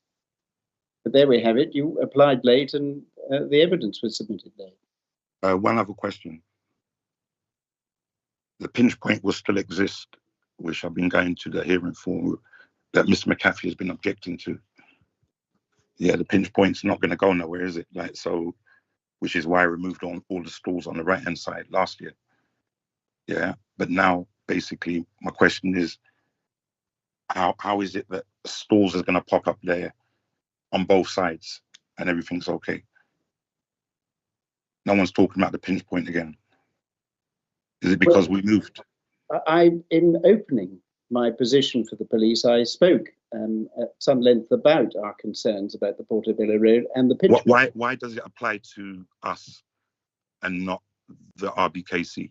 Because you would be the only premises that would have a bar facility that would sell onto Portobello Road in the near vicinity. That's not what I'm asking you. I'm saying about the pinch point where there's going to be rows of food stalls on either side. How come basically we've been taken to a hearing for 4 years or whatever by Mr. McAfee talking about the pinch point and the potential, you know, leading up to the barriers, and all of a sudden now where we've been pushed into one corner and RBKC are taking over, then that argument doesn't stand now. Yes, it does. The selling of hot food before 11 o'clock doesn't require a license. You have applied for an activity which requires a license, and so we're concentrating on the activities that you propose. What happens in respect of other food premises is just something that's added into the mix. But the simple fact of the matter is that you would be the only person with a bar facility facing out onto Portobello Road, and you're applying for 5 of them. As we've done in the past 10 years. So I don't see anything strange about that. I just don't see nothing strange about that. If I can just answer that. If I can just answer that. If I can just answer that. I understand what you're saying, yeah. And it seems like there's some type of conspiracy going on. You know what I mean? That basically marginalizes the community, and basically money is made through the stalls that should have been for the community to put our stage and our event on properly. So that's why I'm asking the question. It's regrettable, if I can just answer it, it's regrettable that you're using words such as conspiracy, because there is no conspiracy between it could have been worse. It could please, have been may I just racism. Answer the question? It could have been institutional racism. That's a worse word. May I just answer the question? And I'm going to ask you, please, to temper your language and remove phrases such as conspiracy and institutional racism. I'm afraid it's freedom of speech. You have no control of the language. Our concerns are public safety. The committee that is hearing this application receives information from the police, who are their principal source of intelligence on public safety and crime and disorder. And the submissions that we make relate specifically to that. It may be that 10 years previous trading. So basically, you make out the community to be imbeciles after 10 years. That's what I mean. Excuse me. And then Douglas, we can't say nothing really. Douglas Hayward, I just need you to let him answer, and then you can respond. I don't and really, ask. You know something. When some people are talking bad of you, yeah, after you've built something up for 10 years, and you know you hear the regurgitated lies, and then you realize what's behind it. We're in the middle of this, and respect those who respect me. Yeah, I haven't talked bad of no one. I understand. One second. I just need you to both, we need to be able to hear everyone's response. So please, I understand you may be sort of feeling it's personal, but just let him answer, and then you can respond, and then we can, all hear what needs to be spoken about, because we do want to get to the bottom of this, and we do want everyone to be happy if we can get this done right. So let's try and work it out. Okay, thank you, Chair. It's perfectly correct to say that they have operated for the past 10 years. It's not correct to say that that trading has been without incident. But the circumstances were different, because in previous years, other people were allowed to have outward-facing bars. And as the carnival becomes more popular and more people arrive and Portobello Road gets more thronged, we have commenced this year this new initiative, which is that everybody should have inward-facing bars, and everybody's agreed to it. That's the difference between this year and the previous 10 years. But that doesn't even sound like a major something, you know, turning the bars around is a reason for basically opposing the tents. That has been established for 10 years. That sounds feeble. Well, that's a matter for you, Mr. Hayward. Yeah, well, it just sounds like blackmail, and really and truly, I have to think about these things, you know, before I respond. I fail to see what the difficulty is in having inward-facing bars. If you agreed to that, we would not be making any further representation. I understand. I understand all that, yeah, but I need to know a reason why we're turning our bars around. You know, I need a reason. It can't be just because everyone else has done it and you've convinced everyone else to do it. What is the reason? I've already answered that.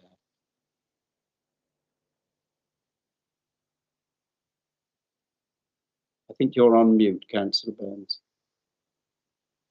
Okay, I think we'll move on from that. Are there any more questions from the applicant or any of the people with Douglas Hayward?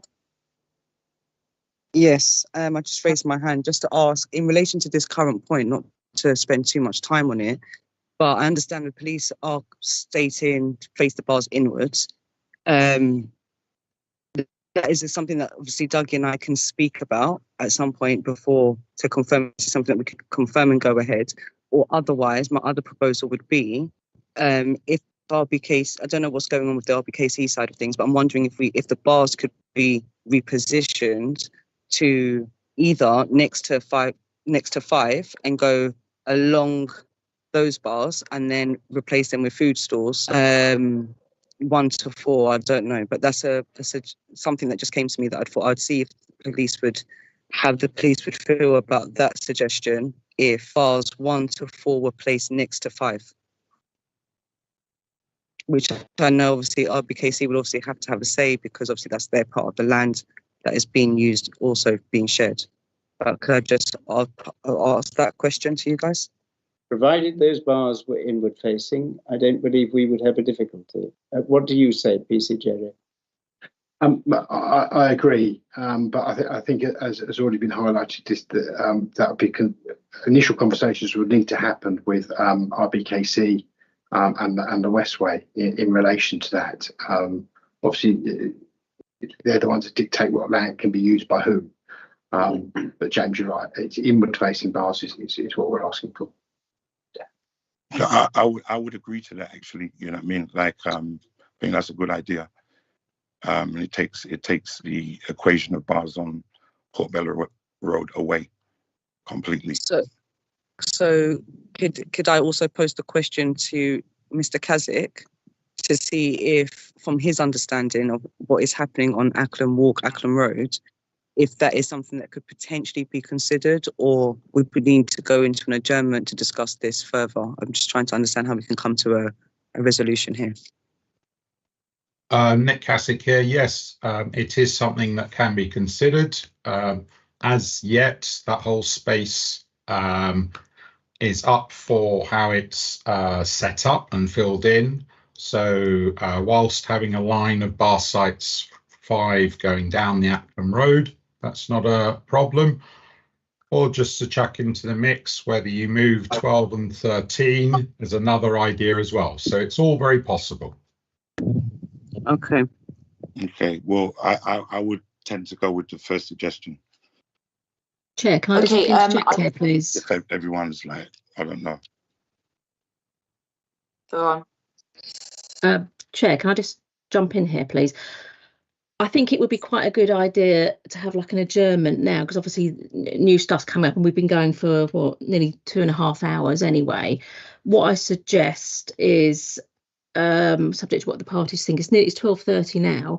Why don't we have a 20-minute adjournment so the parties can go away and have a chat, and we can have a chat amongst ourselves, and then we can reconsider the best way forward. Is everybody agreeable to that? Yeah, agreeable. I have just two things to add to that. We do have some hands up, so maybe we just get that last comments from whoever's got their hand up, and then we adjourn, because then it might be relevant. Questions from environmental health, and that's the police section closed. Okay, yes, thank you. So, Paul, has your hand up? Thank you, Chair. Yes. Oh, sorry. Apologies. Thank you, Chair. I just wanted to say to Mr. Hayward, he sounds very distressed and upset, and he uses terminology that he feels very marginalised. Mr. Hayward, I promise you, I don't think there's any intention of anyone trying to marginalise any event. One of the things as a borough, all of us, for police, everyone, we want is a successful, safe event. And I know you haven't had incidents in the last 10 years, and congratulations on that. But that doesn't necessarily make it the reason that going forward we can apply the same formula.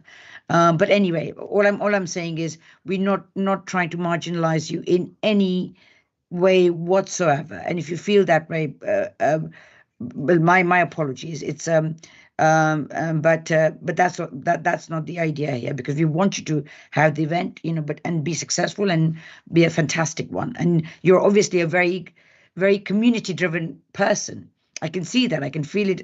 I can hear it in your voice, and I do understand where you're coming from. But that's all I wanted to say. Thank you, Chair.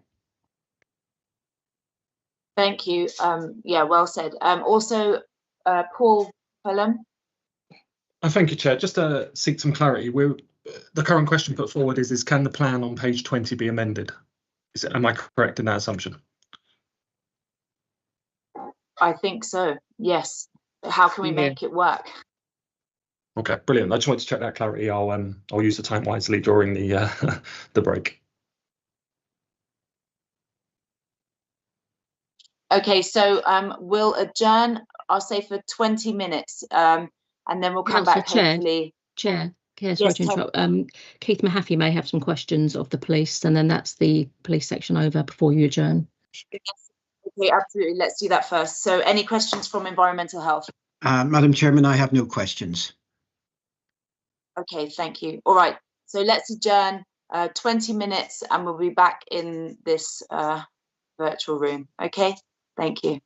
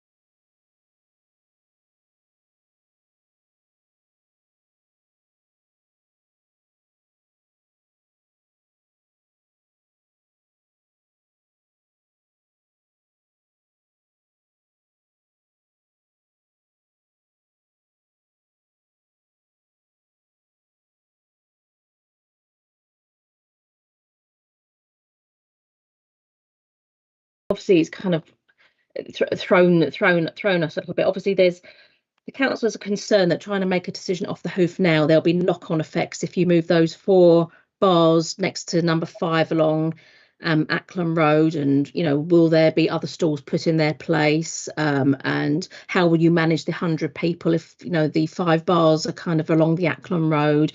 Will there be a knock-on effect with the event management plan and the risk assessment? So they're not inclined to kind of be making an off the hoof decision right here, right now, although we're happy to discuss it later on. But they also want the applicant to consider, why can't they have the bars facing inwards, because that would kind of resolve the problem obviously as well. So that's something else to consider. But we haven't heard from Environmental Health yet, Mr. Mahaffey and Mr. Kazik. So what we'd like to do is carry on with them, hear what they've got to say. So we've got the full picture, and then after that we can have any discussions around whether you put in for a late 10 subject to agreeing certain parameters, or how to proceed. We'll listen to what Mr. Rankin has to say, Mr. Mahaffey has to say. So I think the way forward is to continue with Environmental Health now, if that's okay with everybody. Mr. Rankin, Mr. Mahaffey? That's fine, thank you. Yes, I'm happy with that course. I do have my own concerns about the new proposal, having had an opportunity to reflect on it in the adjournment. Yeah, okay. Let's hear what Environmental Health have to say, because we haven't heard the whole picture yet, and then we can have a chat afterwards. But I'm also aware that obviously people may not have all day available. So let's crack on for now then. Thank you. Over to you, Chair. Thank you. Environmental Health case, Mr. Mahaffey, could you please present your session? Turn your camera on if you'd like, and you have up to 15 minutes. Thank you. Thank you, Madam Chairman. I'll try not to be too long, as everybody's probably getting a bit tired. What I have to say is a carnival is about safety.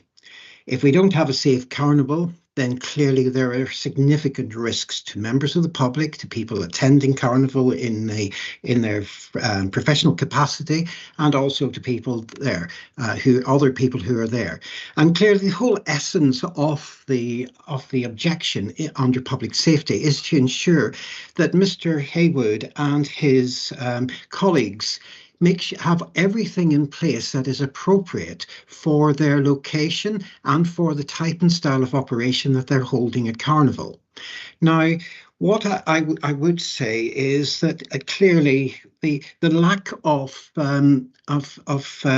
consultation with the organisers and other issues with regards to on their part does give me a lot of concerns.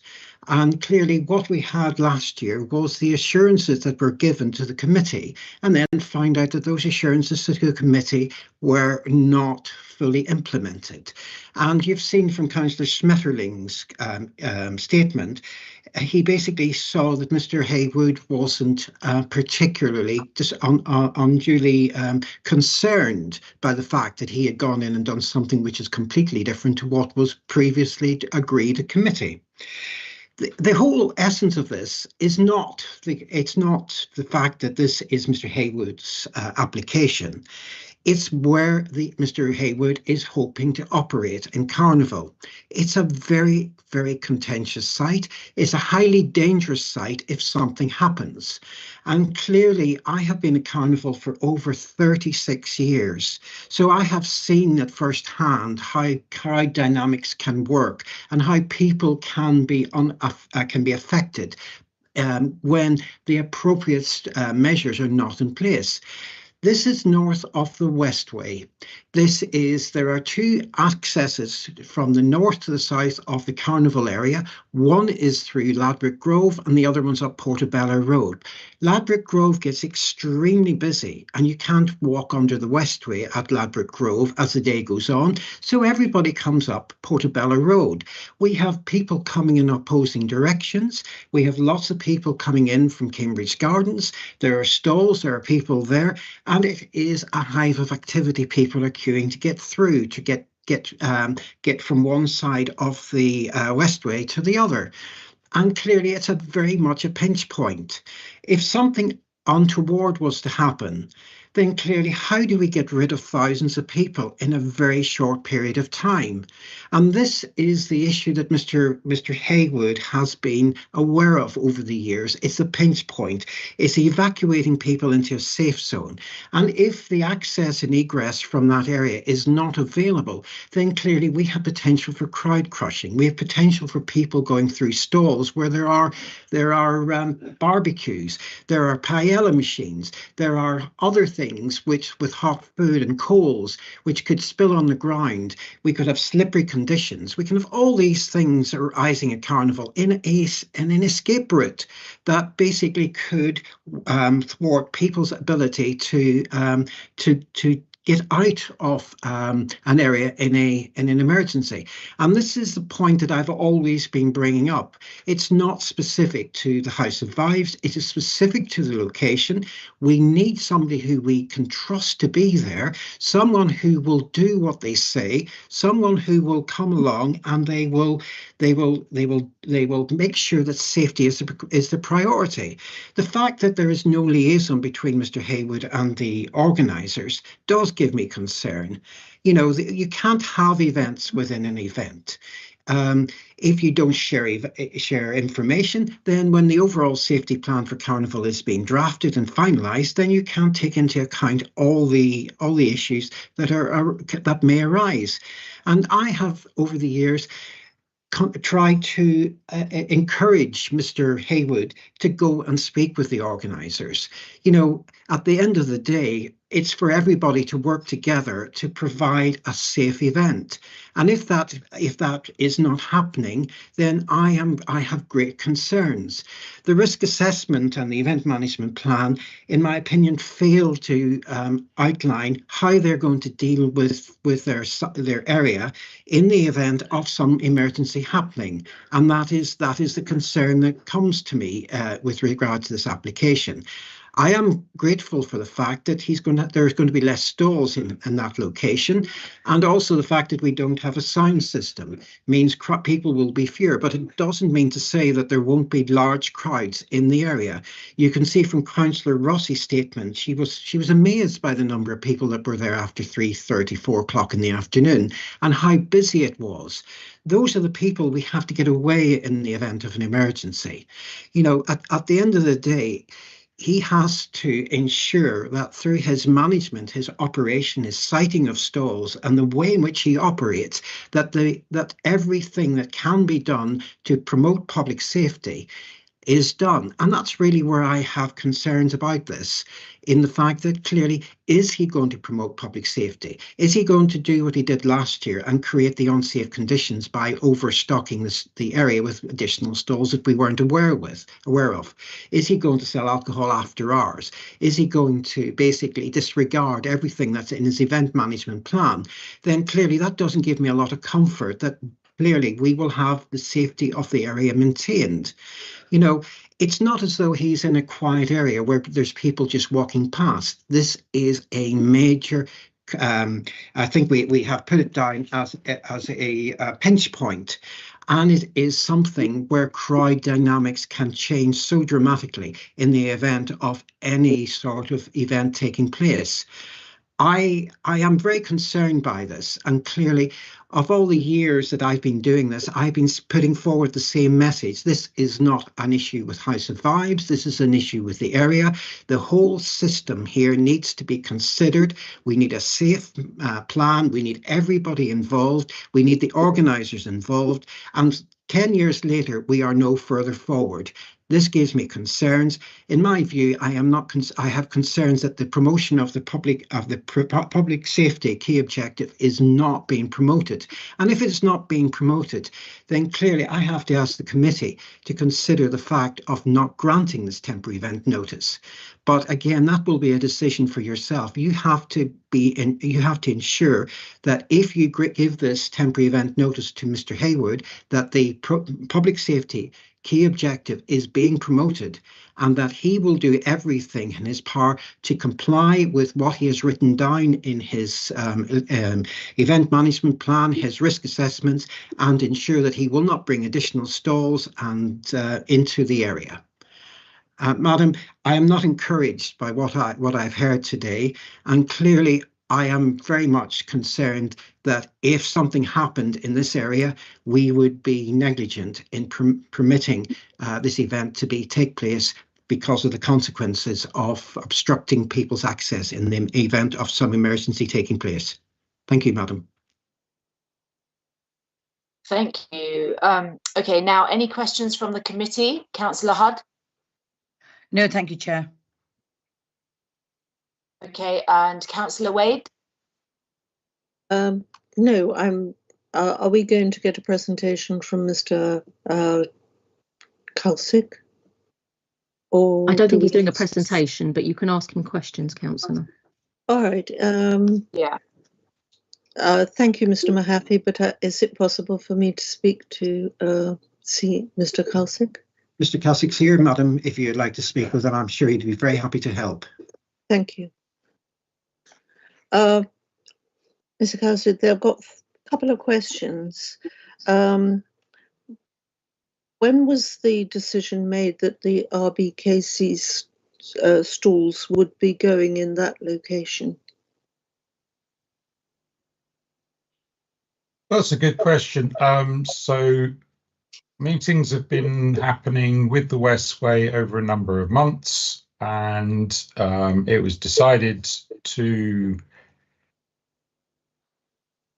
resolve the health and safety issue by passing a section of that space over to the council, whilst also supporting House of Vibes in being able to have that. So it was about 2 months ago that this was finally coming into play.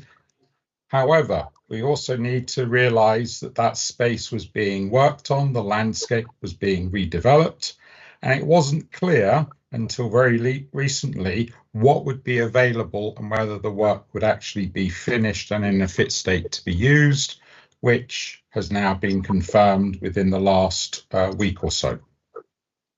So basically you have the RBKC stalls as yet, are they going to be licensable, or do they need to apply for TENS themselves? They will be licensed under the London Locals Authority Act, so they won't need TENS because they won't be selling alcohol. None of our street trading sites that we license sell alcohol on them. Are you surprised then, because of the applicants saying about they've been discussing with Westway, that the case that you put forward is that the decision was made that you could have stalls in order to enable House of Vibes to continue, even if it was a reduced space? Are you surprised the applicant is not as aware of the background and the motivation? That's, in my opinion, as a council officer, that's between the Westway and the applicant. Okay. And then just on a logistics level, there's a proposal which we'll discuss later, but I just want to, while you're there, if you put the stalls on the alongside number 5, the ones that are actually facing Portobello Road, how will that impact on the amount of space available to RBKC stands? I mean, do you think you'd be able to fit both of the 1, 2, 3, 4, 5 bars on one side, and it would seem that the RBKC stalls would be on the other? Yes, we would be able to fit them in. This is why our plans are not cemented in terms of numbers, because subject to the outcome of this meeting and the 10 was going to be how we then moved forward, because having been here a number of years, I know how the shape of the land changes subject to outcomes. So that's why there is no concrete plan, but we would be able to fit in a reduced number of traders in the Acklam Road stretch to ensure the public safety message is wide and clear, so that that avenue is maintained to the managed space, the safety zone, to allow exit as required. So have you taken deposits from any stall holders yet on that site? No.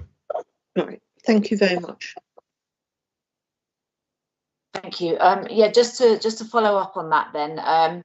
So you basically reserved your sort of allocations until you know what House of Vibes is doing. Is that what you're saying? Yes, it is. Okay. And would you be willing to work with them, you know, if they needed to sort of maybe place something in a slightly different area, so you know, to make sure that the walkways are clear and things like that? You're happy to liaise and negotiate with them, yeah? That's correct. We have already, and we'll continue to. Perfect. Right, and just for you know, just to, but obviously Carnival, I'm sure, get a lot of people that want to have a stall there. Do you prioritize all local and sort of ongoing council stall holders, so people that you've already worked with or that you know are locals? Do they get the sort of first refusal, or is that not? So in terms of this location, we've been handed over a list of traders by the Westway. Westway have facilitated that. Because we've now shrunk the number of sites, it's likely that we won't be reaching out to anyone else, but we will deal with any community inquiries as they arrive on our doorstep subsequent to this meeting. Thank you so much. And then just one thing, I don't know if you can help, but earlier on we were discussing sort of security that is sort of taken over from the police's role in securing that area along sort of Acklam Road and, you know, so forth into the safe space area. Do you have any more information about, you know, the idea or the plan or the communication liaising with the police and the local stall holders? Because we couldn't quite get the answer we were looking for earlier. So, as has been stated by the police officers, there have been continuing conversations about the changeover of the police moving away from guarding the safety spaces, now called managed access spaces, and the handover to a security company which is working with the council. And in the last, in fact, last week, there was a meeting that I attended with the manager of said company, and we were discussing this very issue, how we're going to communicate and the like. So that conversation is continuing.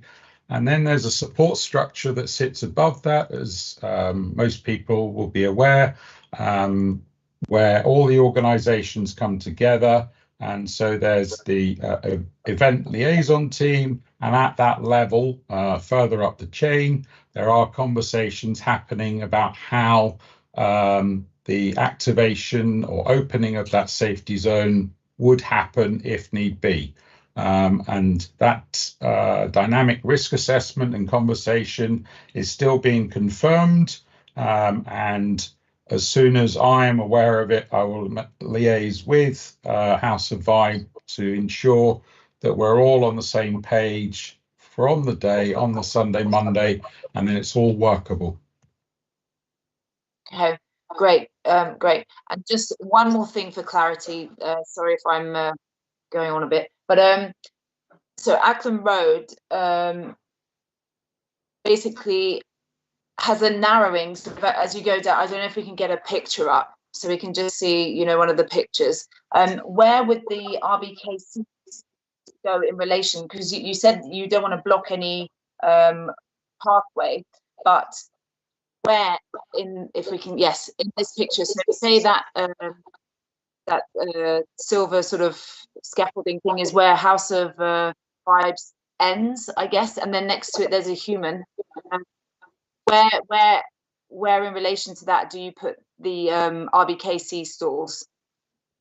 So just to describe the scene, up behind the panel that's directly facing us is a set of steps. So the stalls that are on the map on page 20 are either side of those steps with a barrier in front.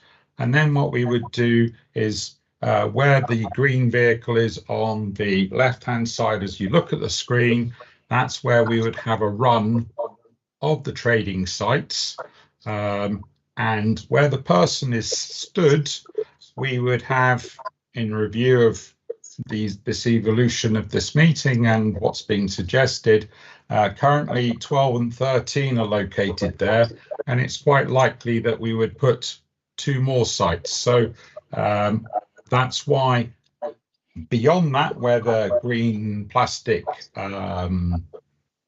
fence panels are, that area would be kept empty so that we have a large enough space there for the crowd filtering through into that space. And then where you see beyond the green truck, the first lamp column, around about halfway between those 2 lamp columns, there'll be a fence line across the back there, and that's where the security company would have an access point for residents, which would be where we'd be able to open up the space if needed to provide an exit from the carnival area itself.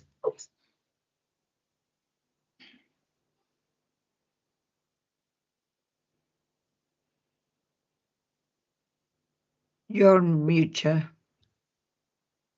Sorry. So yeah, sorry, to be perfectly clear, you will have stalls on both sides, so near the green truck, car and where the person is stood. Okay, and is that sufficient enough walkway for pedestrians? So that's about 5 meters. It's about a 5 meter width. Yeah.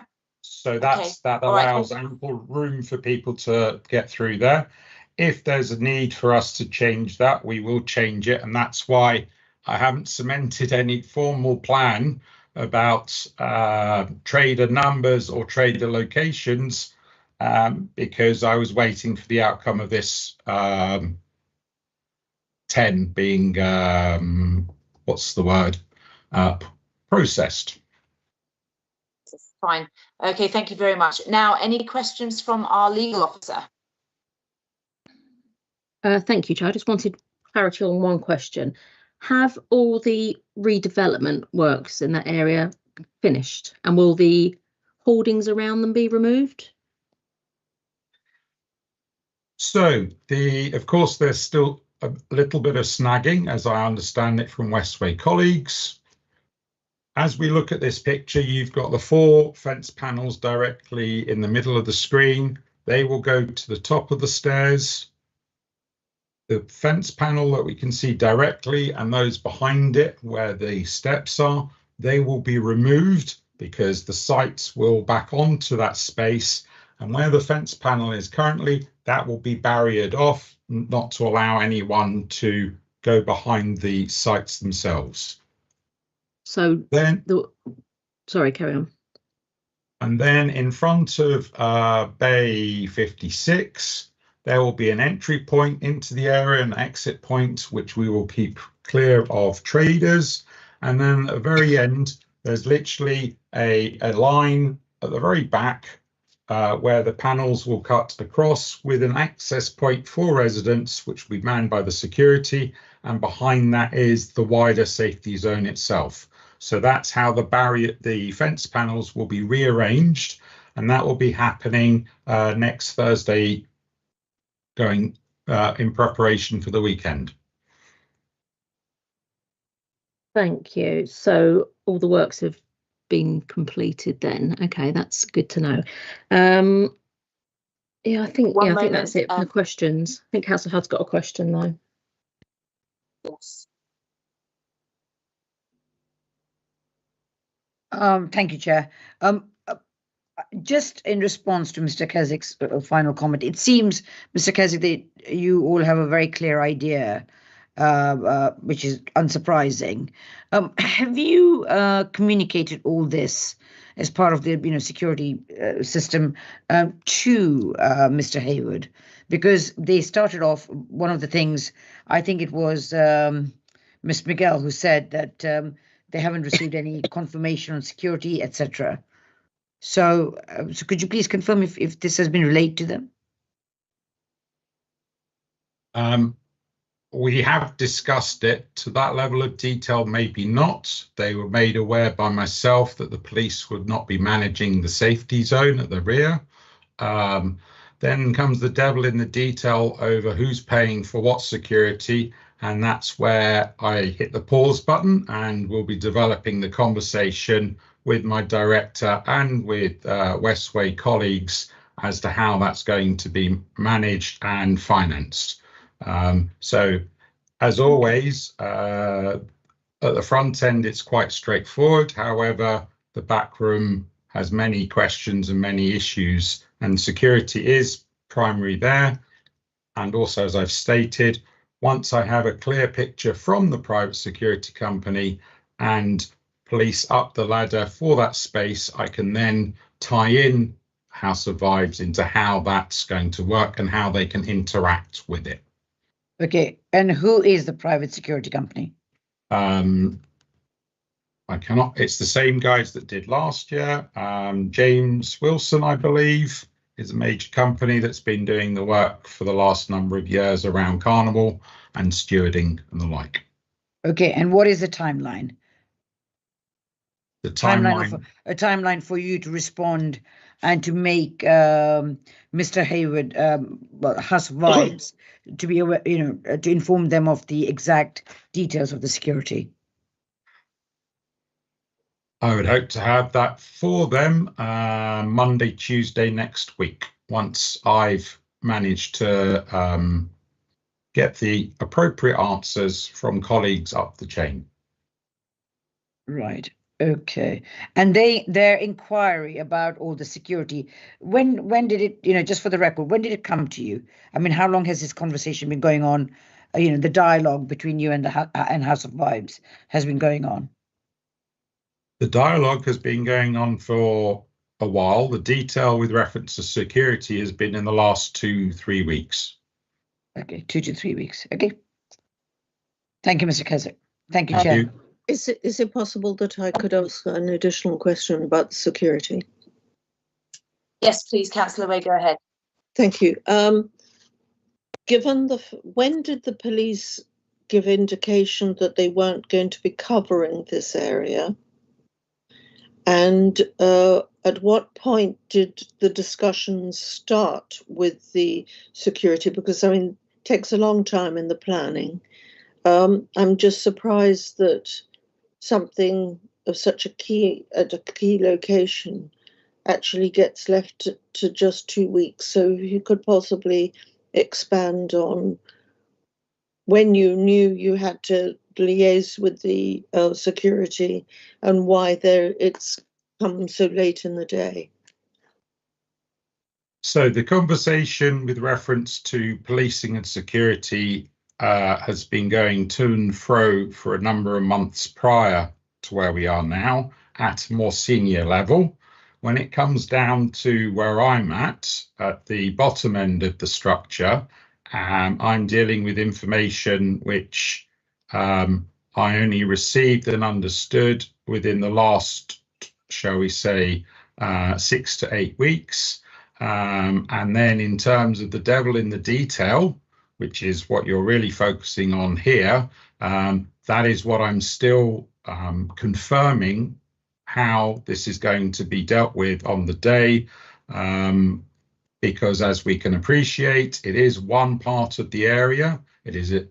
Every part is significant, and so in a timely manner, it will be sorted out to understand how we will interact on that point. And also the question of the financing.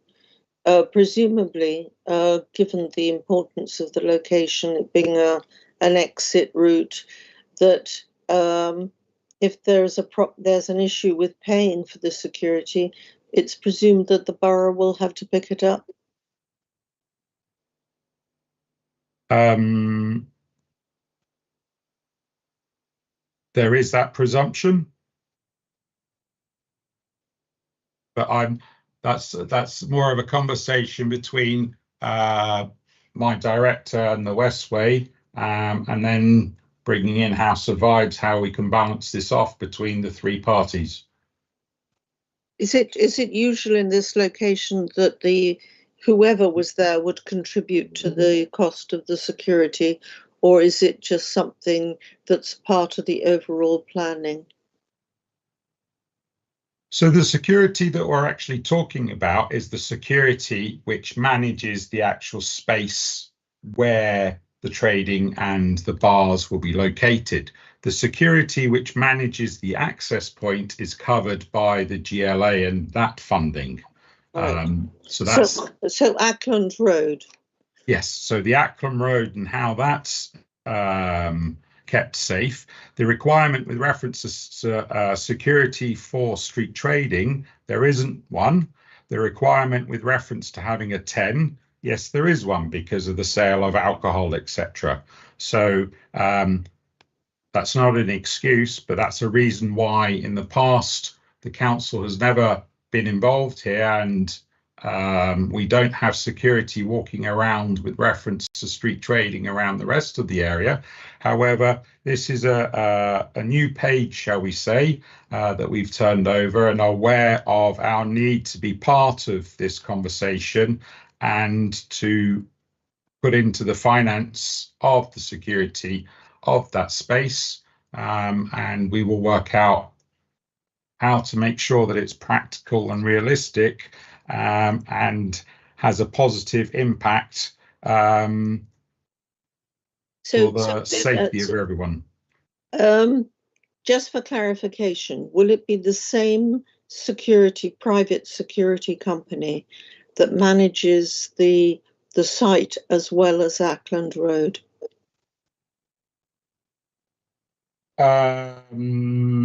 Not sure at this stage. We could either go two ways. We could either ask House of Vibes to employ additional staff, or we could ask the private security company to provide additional people at that point who then service the area as well. That's something that we can work out quite promptly shortly. Thank you. Thank you. Now, any questions from the applicant? There's no questions from myself. Anyone else from the applicant side? No questions for myself. Right, thank you. Now, any questions from the police? No questions, Chair. Okay, at this stage, I'd like to ask our legal officer to deal with any other queries she may have. Thank you, Chair. Right, okay, I think we need to kind of have a think about how to go forward this. I think Mr. Rankin said he wanted to raise some concerns over re-agreeing the parameters and the siting. So I'd like to hear what he's got to say, what Mr. Mahaffy's got to say, and what the applicant's got to say. I'd also like the applicant to clarify if they would consider not relocating the bars, but just have them inward facing, possibly with wooden hoarding behind as an option. I just want all these options on the table, so when the councillors go away and make a decision, all these options are available. So I'm just wondering, Mr. Rankin, do you want to go first? Yes, could I? I'm conscious of the fact that you are seized with one application, and that's the application to site those bars along the Portobello Road. The applicant has raised the issue of perhaps relocating, and in the interim, during the adjournment, we've been able to address that. We have our concerns about that because, first of all, it doesn't fall within the ambit of the current application, and so you would have to, or the applicant would have to make a fresh application. They would have to submit that. The last day for submitting it is tomorrow. So they would have to rejig all of their event management plans and all of their policies. they'd have to get permission to do that which they seek to do along Acklam Road. All of those are imponderables at the moment, and it would be wrong in my submission for you to grant a license rejigged in this way, because they have no permission for it and it doesn't fall within the ambit of the existing application. So it would be wrong as a matter of law to do that. Which leaves us really back to square one. But what is the difficulty with turning the bars round? That is a complete answer, rather than these ad hoc responses. So those are my submissions on that. Thank you. I'd just like to comment that I'm inclined to agree with you. I think it's either an issue of submitting a late 10. I believe licensing have said that they can have up to 23:59 on Sunday rather than Friday if they want to submit a late 10. Obviously, if any objections are made to the late 10, then obviously it doesn't go to hearing. It's just an outright refusal. I'd like to hear what the applicants have got to say about whether they consider turning bars, stalls 1 to 4 inwards. Perhaps the applicant might like to pipe up here.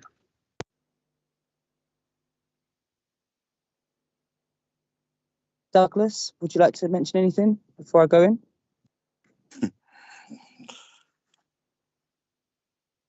I'm just like basically, there's a couple of options being put forward, but if like basically we're being forced into one predicament and no one's really going to listen to the options being made or what we're coming up with as an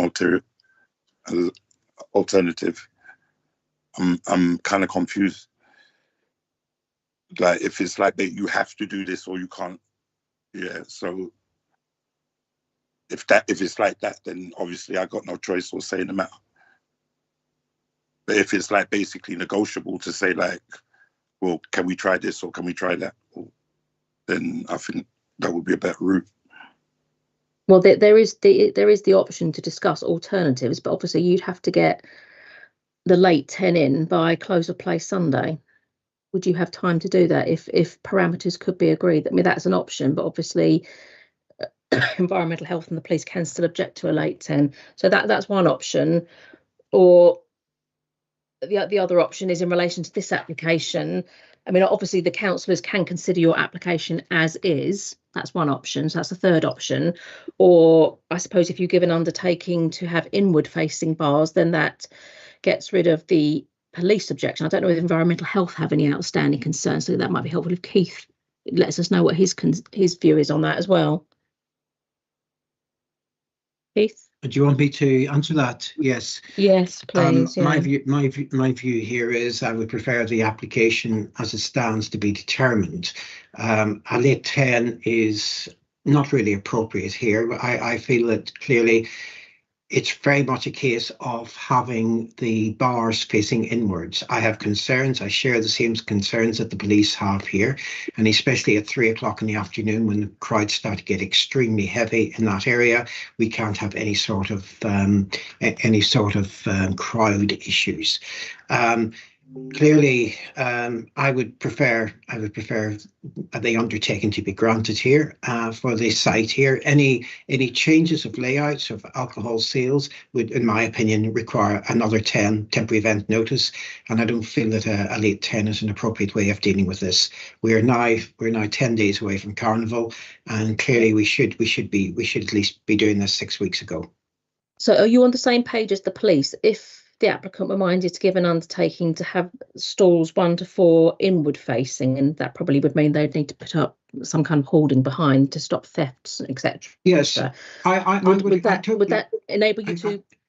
I share that with the police, but I also want to ensure that there is also the other undertakings, that the layout won't change, that there will be proper liaison, and there will be proper management of this site. Because what has happened in the past is that those undertakings that were given previously were not adhered to, And that leaves me with a lot of concern with this application. And it's for Mr. Haywood to convince the committee that he is a genuine person who will adhere to and abide by those undertakings. Right, can you list, other than having inward facing bars, can you list what undertakings you would expect so Mr. Haywood can comment on them? Yes, there were the questions I asked him, which were basically, are you happy to give an undertaking to the committee that you will have no more stalls in the area? Than shown on the plan? Precisely. Yep. What else? Yeah, I answered that. We answered that. Yes, yep. And I also asked there were other undertakings that I asked for when I asked questions, things like liaising with other bodies, liaising with the organisers, making sure that they share proper information, they work together on the area to provide a safe environment for people to be at. Yeah, okay. We agreed to that too. All right, so the first undertaking, so this is on the basis that there's no changes to the layout. So the first undertaking would be to have inward facing bars. You can comment on this in a minute, Mr. Haywood. Inward facing bars 1 to 4. No more stalls than shown on the plan. Need to liaise with organisers, so that's like the event organiser and other bodies such as the council and presumably Westway Trust. Was there anything else, Mr. Mahaffey, that you were seeking in terms of undertakings? Yes, and to ensure the area is safely managed. Well, that's a bit of a generic statement. Is there anything particular that you want me to kind of nail it down to? Well, I'm trying to think. But I asked all the questions that I wanted to ask. I don't think there's anything else that I can think of at the moment. Okay, well, pipe up if you do think of anything else. So, Mr. Haywood, Miss Miguel, perhaps you might want to comment at this stage. Someone got music playing in the background, sorry. I can hear it too.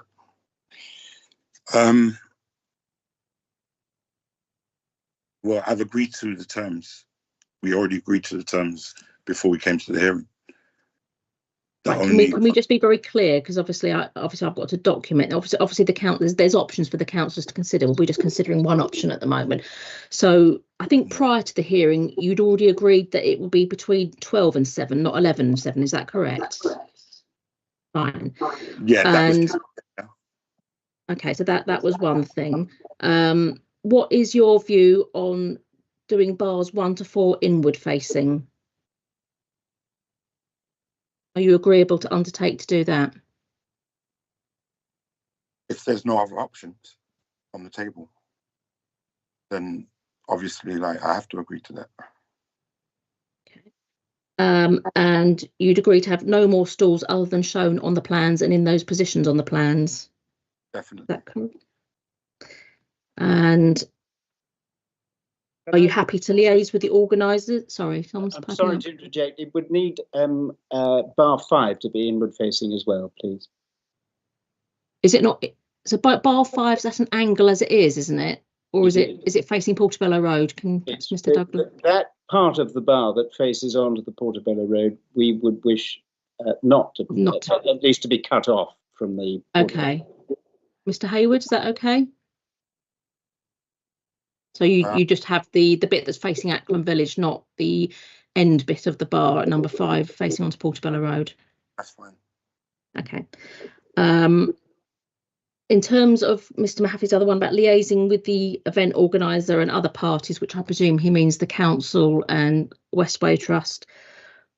We have been liaising with them from at least 2 months back. Do you understand? In reality, and we've got it all documented in the Times. We've even liaised with Nick Jerry on site meetings and stuff, so I don't even know why I'm answering that in that respect. And ensuring safe management of the site as well. Okay. Mr. Rankin, Mr. Mahaffey, are there any other undertakings that you'd wish to propose for Mr. Douglas to consider and then for the committee to ultimately consider? For my part, no. Keith, Mr. Mahaffey?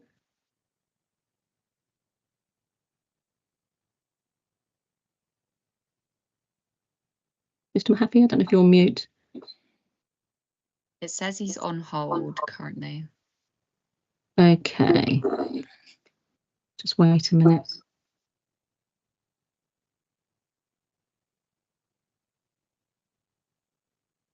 Maybe someone could message him because he might not be aware. Yeah, we'll do. Okay, because I think it's important we just kind of clarify all this. And I think once we've had this discussion, then, yeah. Sorry, can I just say something? So I just had I had to deal with something, so I wasn't able to come on. But if we're agreeing to turning the bars inward, would there be any exceptions with giving us an extra 2 metre clearance with the first stall 12 and 13?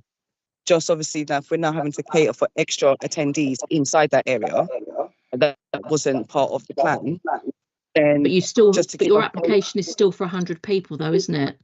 We can't really change the numbers. No, but I'm just saying, just to give in terms of the access, when people were coming in, the inside were coming from the back of stalls 1 to 4. Yeah. So I'm just wondering if Nick could support here with where we did the measurements the other week, if we could just move stall 12 and 13 over a bit, 2 meters over, just to provide extra additional spacing for people to actually come in now, because where the crowds were going to come into Acton Mall, they now won't be able to. So you want to shunt stalls 12 and 13 into the direction of Blake at the other end of Acklam Road. You want to shunt it down a bit so the access is wider. Yeah, to give us extra room to accommodate those queues now for 1 and 4, because the queues for 1 and 4. But obviously you're mindful of the fact it will still be 100 people that you can only accommodate with your clicker system. Can I have Mr. Rankin and Mr. Mahaffey's views on that, if Mr. Mahaffey's back in the house, so to speak? Apologies, madam. I had a loss of internet there. Sorry, you were looking at changing which stalls. I'm sorry, I didn't hear that. Right, so if you look at the screen, stalls 12 and 13, what Ms. McGurl is saying is if obviously they're going to have inward facing 1 to 4, there's obviously more people it's going to be more congested around 1 to 4. So they are wanting to widen the access into that courtyard area. And to do so, they're suggesting shunting down 12 and 13 a little bit to allow for easier access. I just wonder what your view on that was. Well, I think this is something which I would prefer Nick to comment on, because at the end of the day, as long as the stalls are the same and Nick's happy with the layout and everything is safely designed, then I wouldn't have an issue with that. If Mr. Cassie could please just give his view on it, I would appreciate it.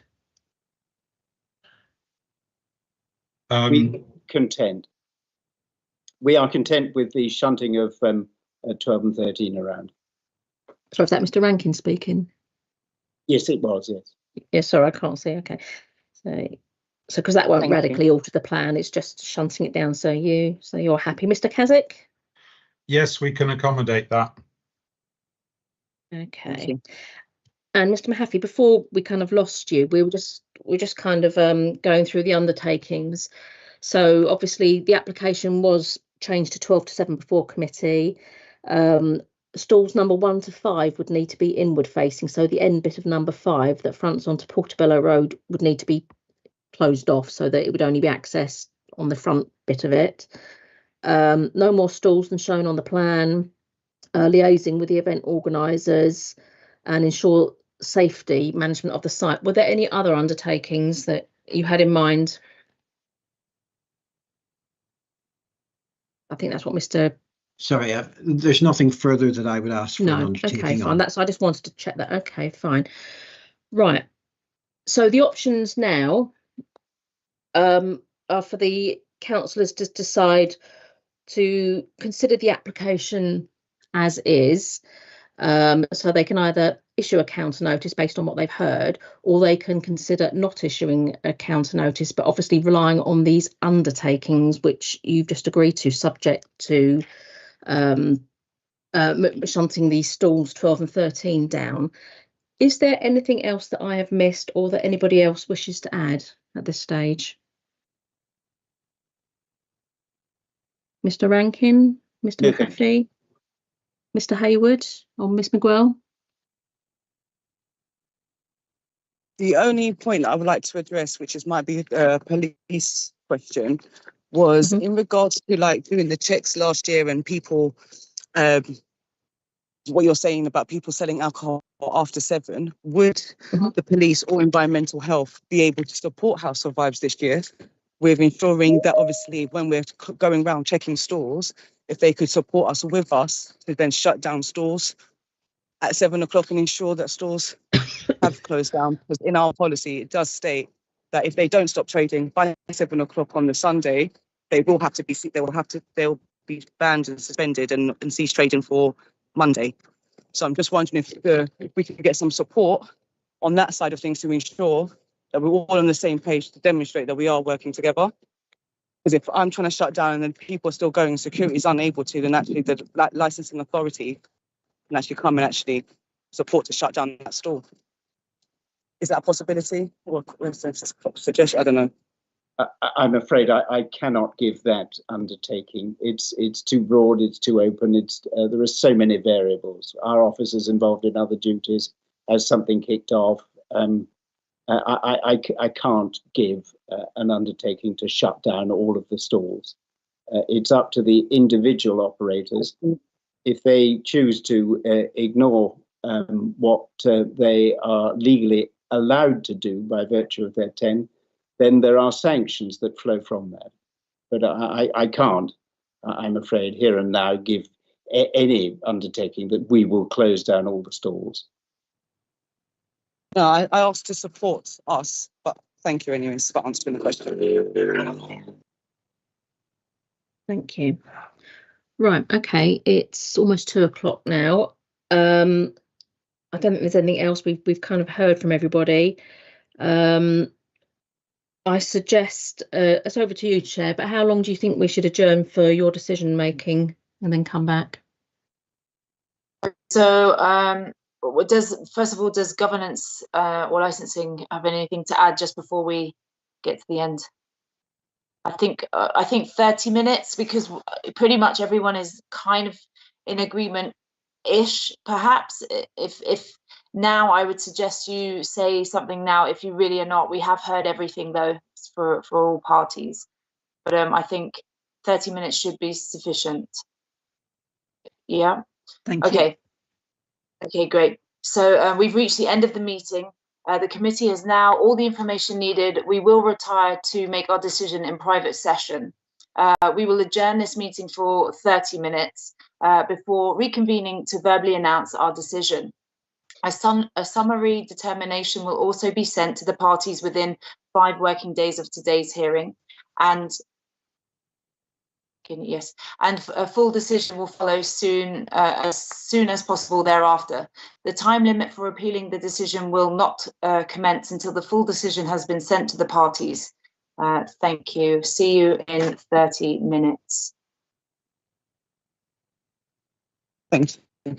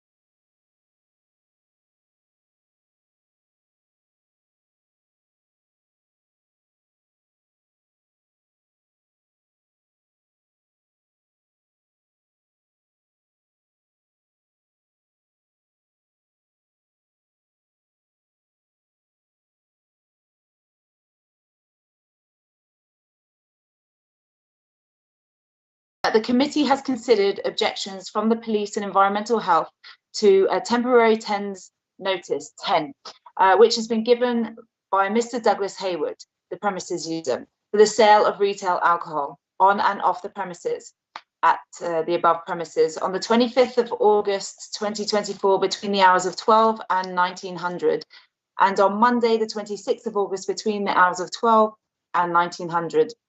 The event. The committee has considered the committee papers and the submissions made by the parties, both orally and in writing. In reaching its decision, the committee has had regard to the relevant legislation, the Secretary of State's guidance, which is the guidance, and the authority's statement of licensing policy, SLP. In summary, the committee determined, after taking into account all individual circumstances of the case and the prevention of crime and disorder and public safety licensing objectives, not to issue a counter notice under Section 105 of the Licensing Act 2003 for the event. This means the event can proceed on the dates and times specified in the licensable activities specified in the 10. Subject to the following undertakings, which the committee expect the premises user to strictly adhere to in full. 1. Timings 12 till 7 p.m. each day. 2. Stall numbers 1 to 5 are to be inward facing, no bar sales or openings on Portobello Road.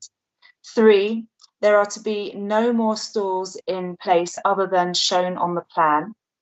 Premises user to agree with market managers on the moving of stalls 12 and 13 2 meters further along Upland Road to increase access for House of Vibes.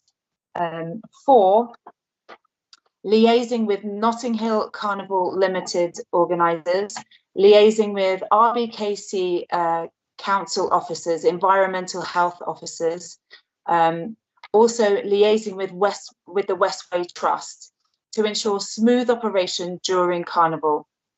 5, ensure safe management of the premises by adhering to the event management plan and risk assessment. This has been a finely balanced decision and expect all to be taken seriously.